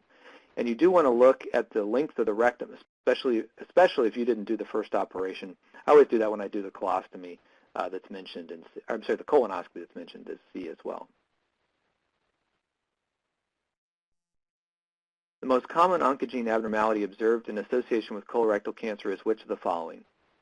Amplification of the KRAS oncogene, suppression of ERB, amplification of the L-MYC oncogene, overexpression of the N-MYC oncogene.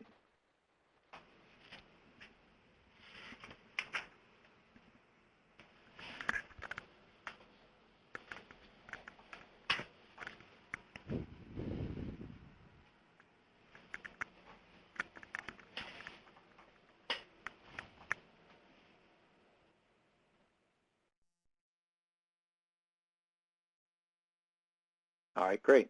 Good one. That's You gave him a hint about that one. Yeah. Oh, yes, I did give the hint. So about 50% of tumors and large polyps will have KRAS mutations. It's actually very, very common. And actually, there's some good new therapies now directed at people who do and don't have KRAS mutations. All right, a 65-year-old man has mucus discharge and perianal discomfort. Physical exam reveals a fistula opening lateral to the anus, the same stem as earlier, or the same first part of it. Anoscopic examination allows passage of a probe through the fistula tract.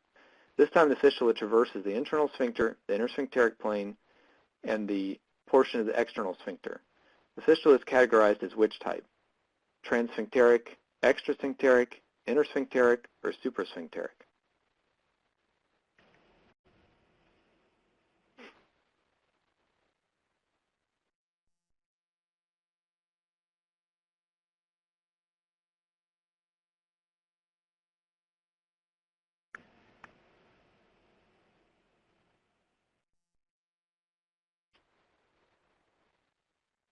Okay, great. So an intersphincteric fistula starts at the dentate line, goes through the internal sphincter, and then comes straight down to the skin. So it comes down to the skin between the internal and external sphincter. Transsphincteric goes all the way out through at least some of the external sphincter. That's really the big difference there. All right, number 20. The event that initiates the pathophysiologic process of appendicitis is what? Stasis of luminal contents and subsequent obstruction, microvascular thrombosis and mucosal infarction, bacterial invasion of the appendiceal wall, mucosal ulceration as a result of fecal lift irritation, luminal distension as a result of mucosal fluid secretion.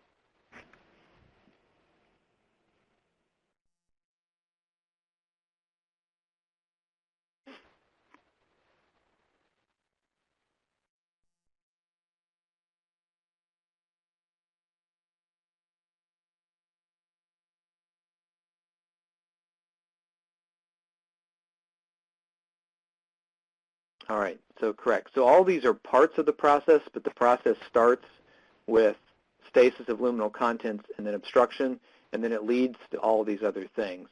I don't know if I can spit them out real quick, but basically then E, then B, then C, and D is really not, mucosal irritation from the fecal lift is really not a thing that we know about.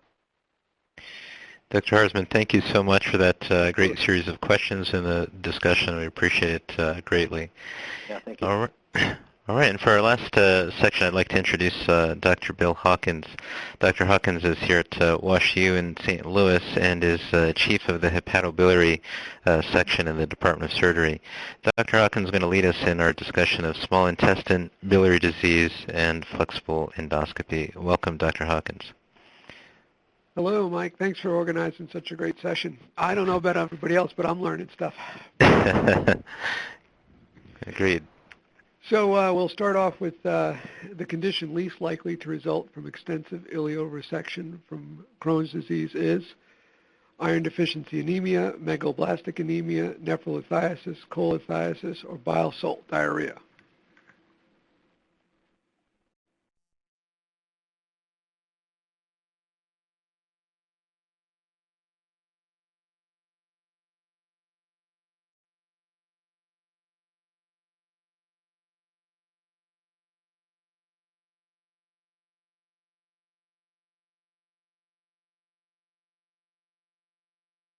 So about half got that right, and I think since it's so diverse, we'll just talk about the answer. There are a lot of significant factors on this, and I guess the real issue is which thing is most likely from ileoresection, and iron is least likely because iron is absorbed in the very proximal GI tract. But all these others are good in-service questions in the sense that if you have ileal malabsorption, you can get all of these other factors. So the next question is, a 45-year-old woman presents with right upper quadrant pain, typical for biliary colic. An ultrasound shows no gallstones. Which of the following statements is true concerning her diagnosis and management? Approximately 50% of patients with low gallbladder ejection fraction and symptoms of biliary colic will be asymptomatic or improved by cholecystectomy. The diagnosis of chronic acalculous cholecystitis can be made using a HIDA scan, and most patients with chronic acalculous cholecystitis have normal histology, and prior to cholecystectomy, biliary sphincter manometry should be performed.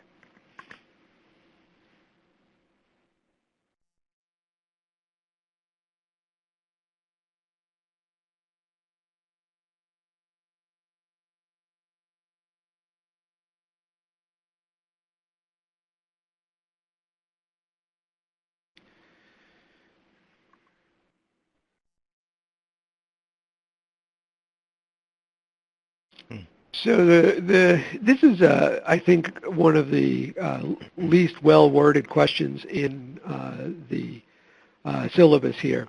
And the question is really about what can you learn from a HIDA scan. And HIDA scan is the most sensitive test for acute cholecystitis, irregardless of what the type of cholecystitis it is. But if you have cholecystitis and you have a HIDA scan and the gallbladder does not fill, then you have made a diagnosis of cholecystitis.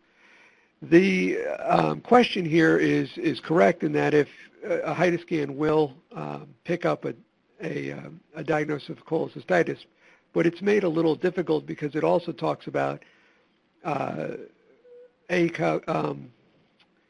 biliary dyskinesia, which is the second diagnosis that a HIDA scan can help with. And if you have an ejection fraction less than 35%, you can have a diagnosis of biliary dyskinesia. So it's another true statement about HIDA scans, but it's not a very precise question. So I think that we'll move to the next one. The next question is, a patient with Crohn's disease is seen in clinic for routine evaluation. He has read online that he may require surgery for his disease and would like to know what conditions would require an operation. In counseling this patient, the following are indications for surgery as the next step in management, except for signs of obstruction from a stricture, failure of medical therapy, failure to thrive, concern for neoplasm, or intra-abdominal abscesses seen on perioperative CT.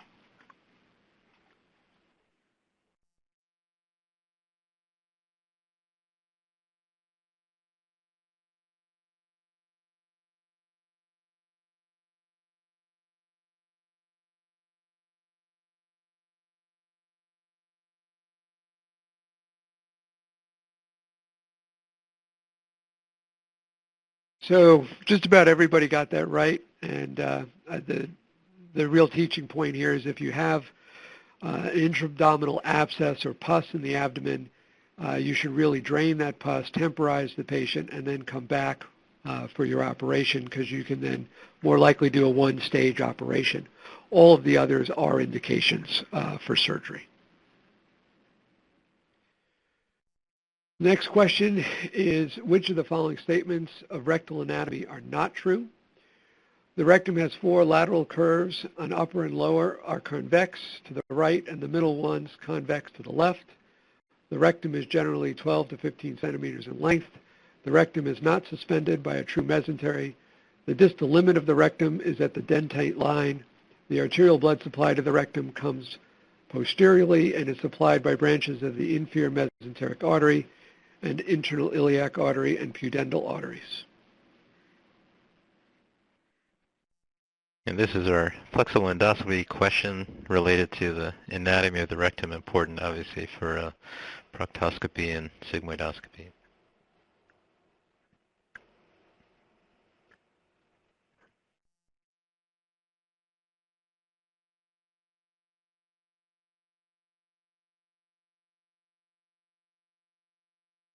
And most people got this right. There are 3 lateral curves. The upper and lower are convex to the right and the middle one to the left. These are known as the vowels of Houston. All the remaining choices are true about the anatomy of the rectum. Which of the following statements is true concerning postoperative ileus? The presence of peritonitis at the time of the original operation delays the return of normal bowel function. The routine use of metoclopramide hastens the return of small intestinal motor activity. Contrast radiograph studies have no role in differentiating early postoperative bowel obstruction from normal ileus, and the use of intravenous patient-controlled analgesia has no effect on return of small bowel motor activity.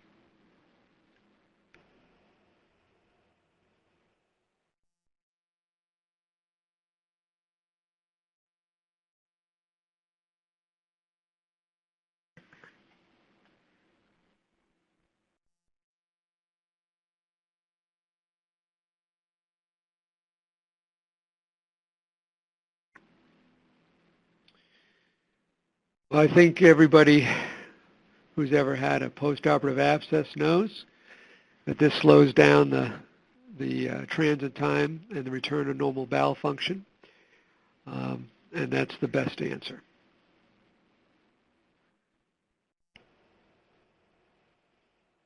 If a bile duct injury is suspected at laparoscopic cholecystectomy, appropriate management includes which of the following? Postoperative external drainage should be avoided. Laparoscopic attempted repair is the preferred option.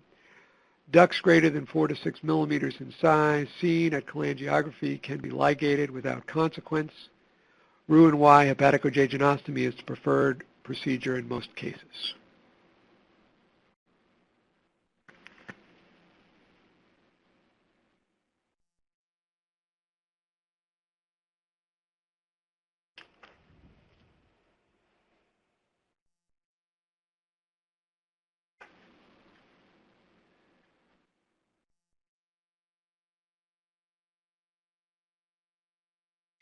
Yeah, I think that that's the best answer. If you have an unexpected injury in the OR, there should really be a mantra of get help from an experienced colleague.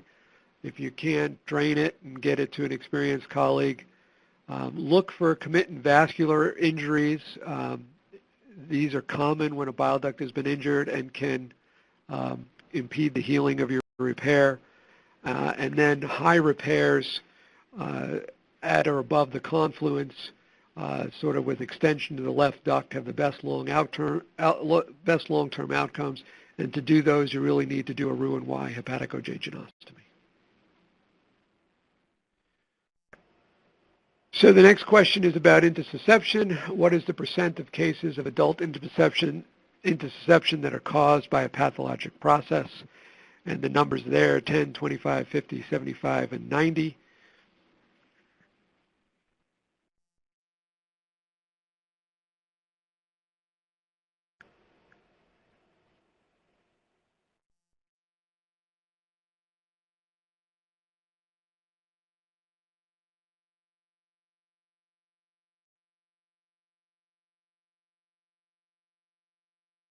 So the 90% is the correct answer. In children, they're certainly usually benign, but in adults, these are usually a pathologic process. It can be a GIST tumor or a lymph node or from lymphoma or any number of processes. But a true intussusception in adults should be investigated with a surgical laparotomy. Question 8. A 45-year-old man with a history of previous right hemicolectomy for colon cancer has colicky abdominal pain which has become constant over the last few hours. His marked abdominal distension has only minimal vomiting of feculent material. His abdomen is diffusely tender. A radiograph of the abdomen shows multiple air fluid levels with dilatation of some loops to greater than 3 centimeters in diameter. The initial treatment of such a patient should include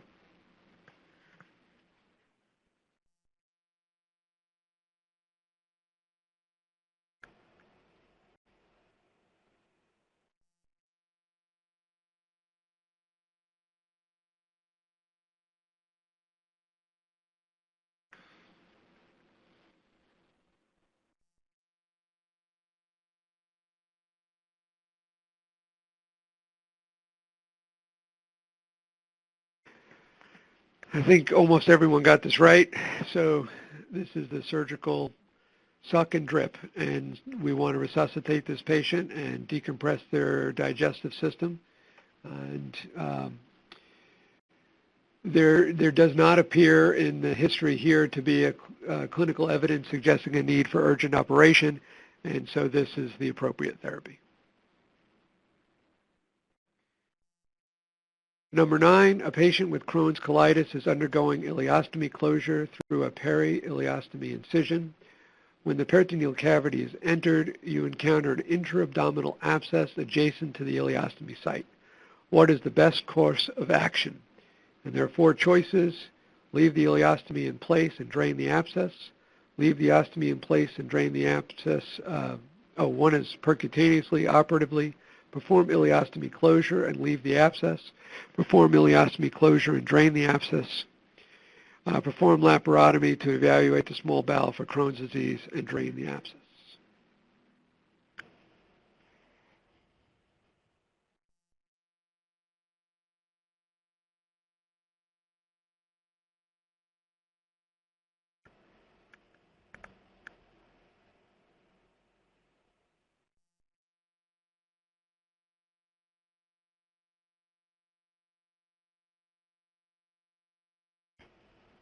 So that's right. B is the best answer.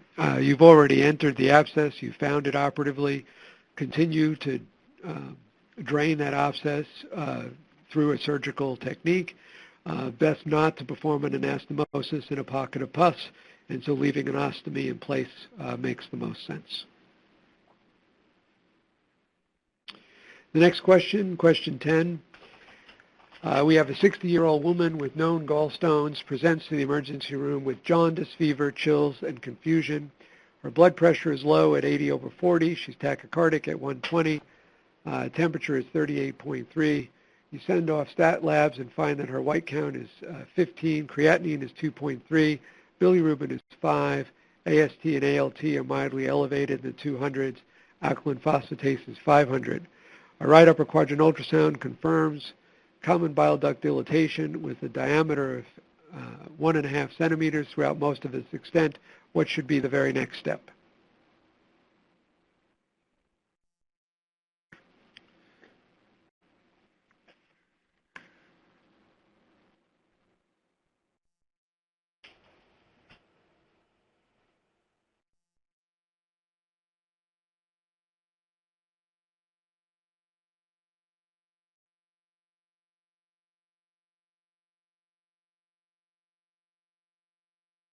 Yes, this is absolutely right. This is a patient who's hypotensive. This sounds like a hepatobiliary question at first glance, but it's really asking how do you resuscitate a patient, and you resuscitate a septic patient with IV fluids and broad-spectrum antibiotics, stabilize them first, and then we can go on to any of these other procedures once we've stabilized the patient.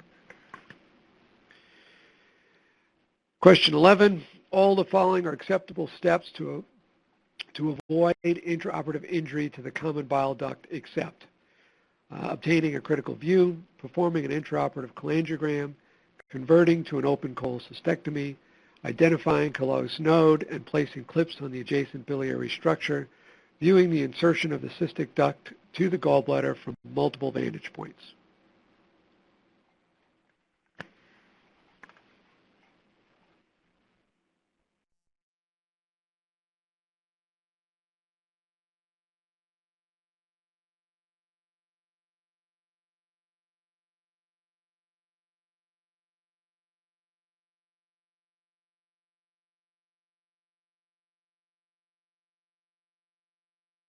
Yes, that just sounds dangerous, and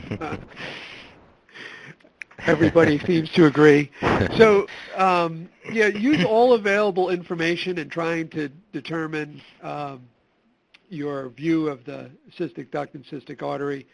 And we're going to have a couple of questions here in a row, I think, about the common, about the critical view and not causing biliary injury. So we can probably talk after a couple more of these.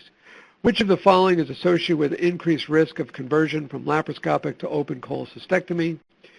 Cholecystitis with onset of symptoms within 24 hours, previous history of open appendectomy, female gender, gangrenous gallbladder with inflammation at the gallbladder neck, and a surgeon with extensive laparoscopic training.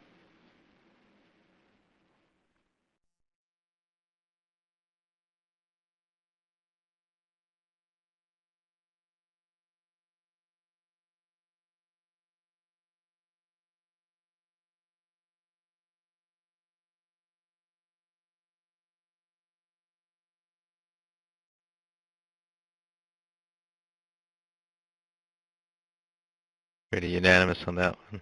Yeah, I don't think we need to really discuss that one. Okay. Question 13. Which of the following is not a clear indication for operation for a patient with radiographic intussusception? Long length of the intussusception, wide diameter of the intussusception, presence of a lead point, pediatric patient, and evidence of small bowel obstruction.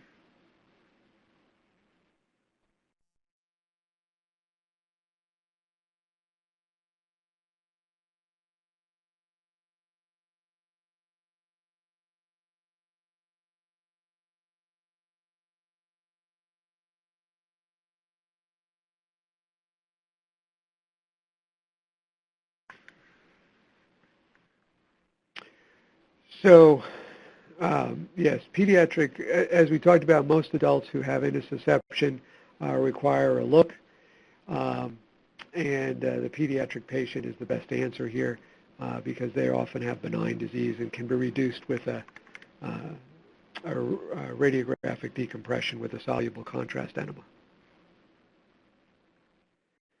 Question 14, which of the following statements concerning malrotation of the intestinal tract is true?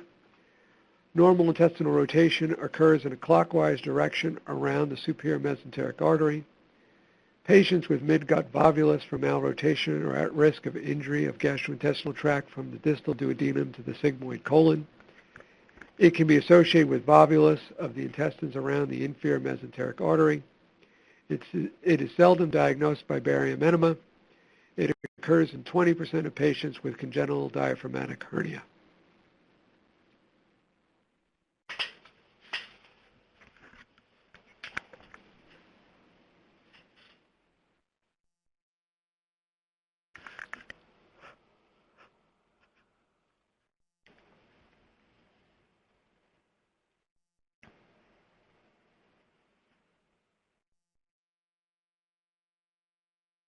So it looks like this merits some discussion.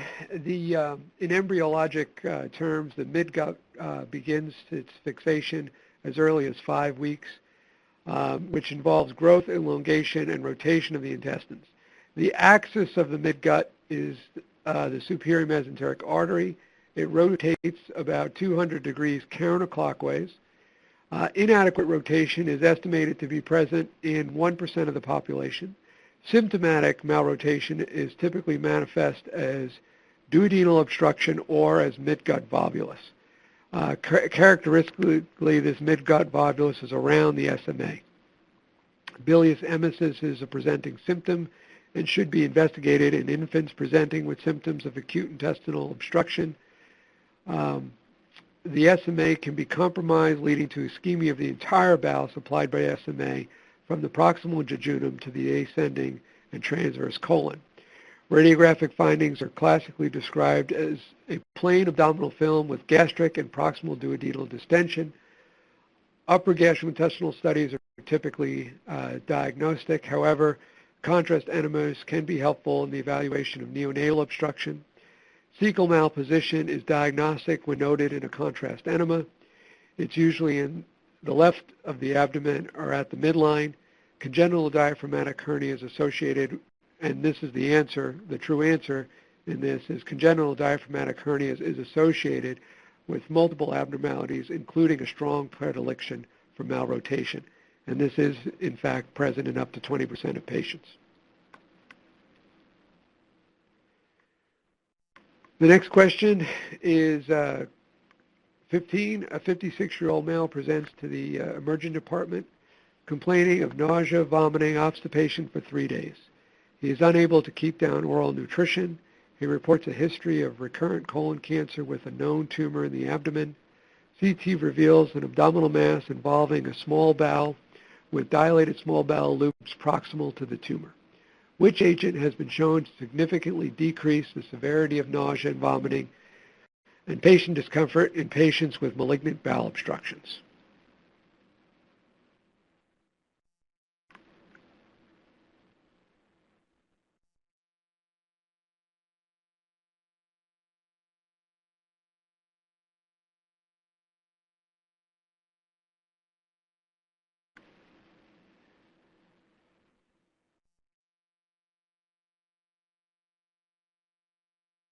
The answer is, in fact, octreotide. There is a 3 prospective randomized trial showing that octreotide significantly decreases nausea and vomiting and improves patient comfort.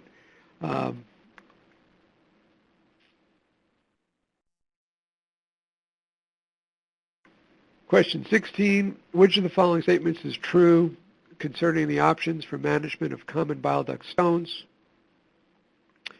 Laparoscopic transcystic bile duct exploration is an option for stones of any size. Endoscopic retrograde cholangiography with endoscopic sphincterotomy can successfully remove common bile duct stones in 85 to 95% of cases. Patients managed successfully with endoscopic sphincterotomy and stone extraction seldom will require a cholecystectomy. Open common bile duct exploration remains a commonly performed procedure in the United States.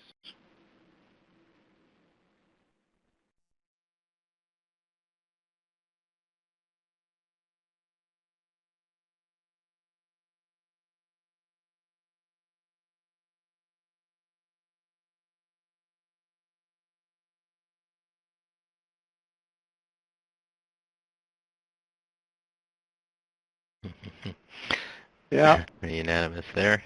It's pretty unanimous, and I think these numbers are old, 85 to 95%. With the newer tools, this keeps improving, and the need for an open common bile duct exploration is diminishing with every passing year.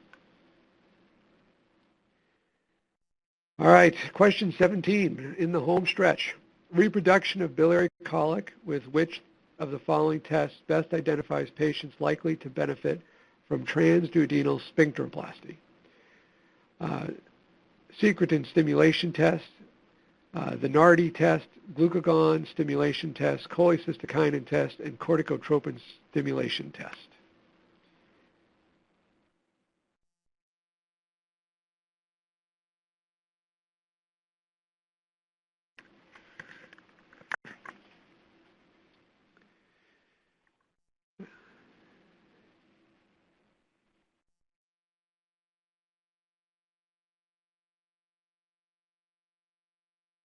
I am glad to see you guys all over the map, because none of these are the right answer.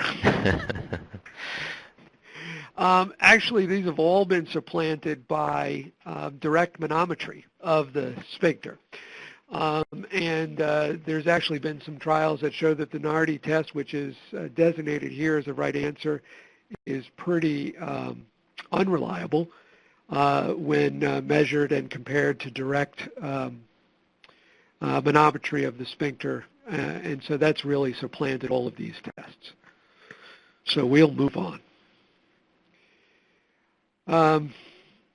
Which of the following statements is true concerning bile duct injuries after cholecystectomy? Intraoperative cholangiography during laparoscopic cholecystectomy prevents bile duct injury in almost all cases. Although the initial incidence of bile duct injury following laparoscopic cholecystectomy exceeded that of open cholecystectomy, as experience has gained, the incidence is now comparable. The current incidence of bile duct injury during laparoscopic cholecystectomy is greater than 1%. Most bile duct injuries are the result of a visual perceptual illusion or inadequate visualization.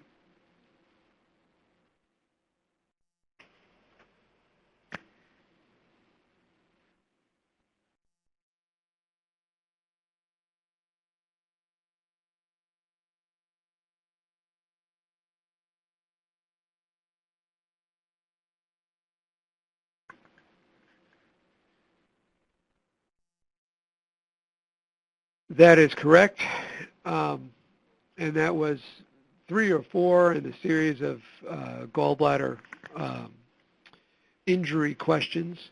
Obviously a high yield area, mostly because it's a high litigation area as well. I think that the teaching point about identifying the anatomy in a gallbladder is to use all available information. We like to teach the critical view technique in our institution most frequently, but using the insertion of the falciform ligament, knowing that's on the left side of the porta hepatis, looking for Rouvier's sulcus, knowing that you should be anterior to that because that's where the right posterior sectional duct enters the liver. And using really all available information in addition to the critical view, I think, can really prevent most of these injuries. Dr. Hawkins, could you comment briefly as to why option B is incorrect? Option B, although the initial incidence of bile duct injury following laparoscopic exceeded that of open cholecystectomy, the incidence is now comparable. Well, this number is actually harder to get to than we really know. The only really good population studies are in some of the countries that have standardized healthcare systems, like Finland and Sweden, and it looks like the incidence has decreased from laparoscopic cholecystectomy, and it ranges from about 0.3% to 0.7%. And so this is, I think, an injury rate of about 1 in 1,000 cases. I mean, less than 1 in 1,000 cases, which is actually the incidence in open biliary injuries. And that may be because when it's difficult, people go open, and yet they can still cause injuries. Mm-hmm. All right. Well, I think that's about all we have time for during our webinar today. Dr. Hawkins, I want to thank you very much for guiding us through those questions, and I want to thank all of our speakers for a terrific webinar series today. Thank you to all of our participants in the webinar for joining us this afternoon, and hopefully that it was helpful for you. We do ask this, and this is our first go-around with doing this kind of format for the SAGES webinars, and on your webinar screens there, as soon as we close out, we have a link for a survey that we'd really appreciate you filling out to give us some feedback on this. Based on this, we hope that we can do more of these. You'll see in kind of that white box in the top, there's a SAGES survey link. If you click on that, it will give you an option to browse to and fill out that survey. It will just take a minute, but we'd really appreciate it. Thank you again very much, and have a good evening, everybody. Good luck on the ABSITE. Thank you.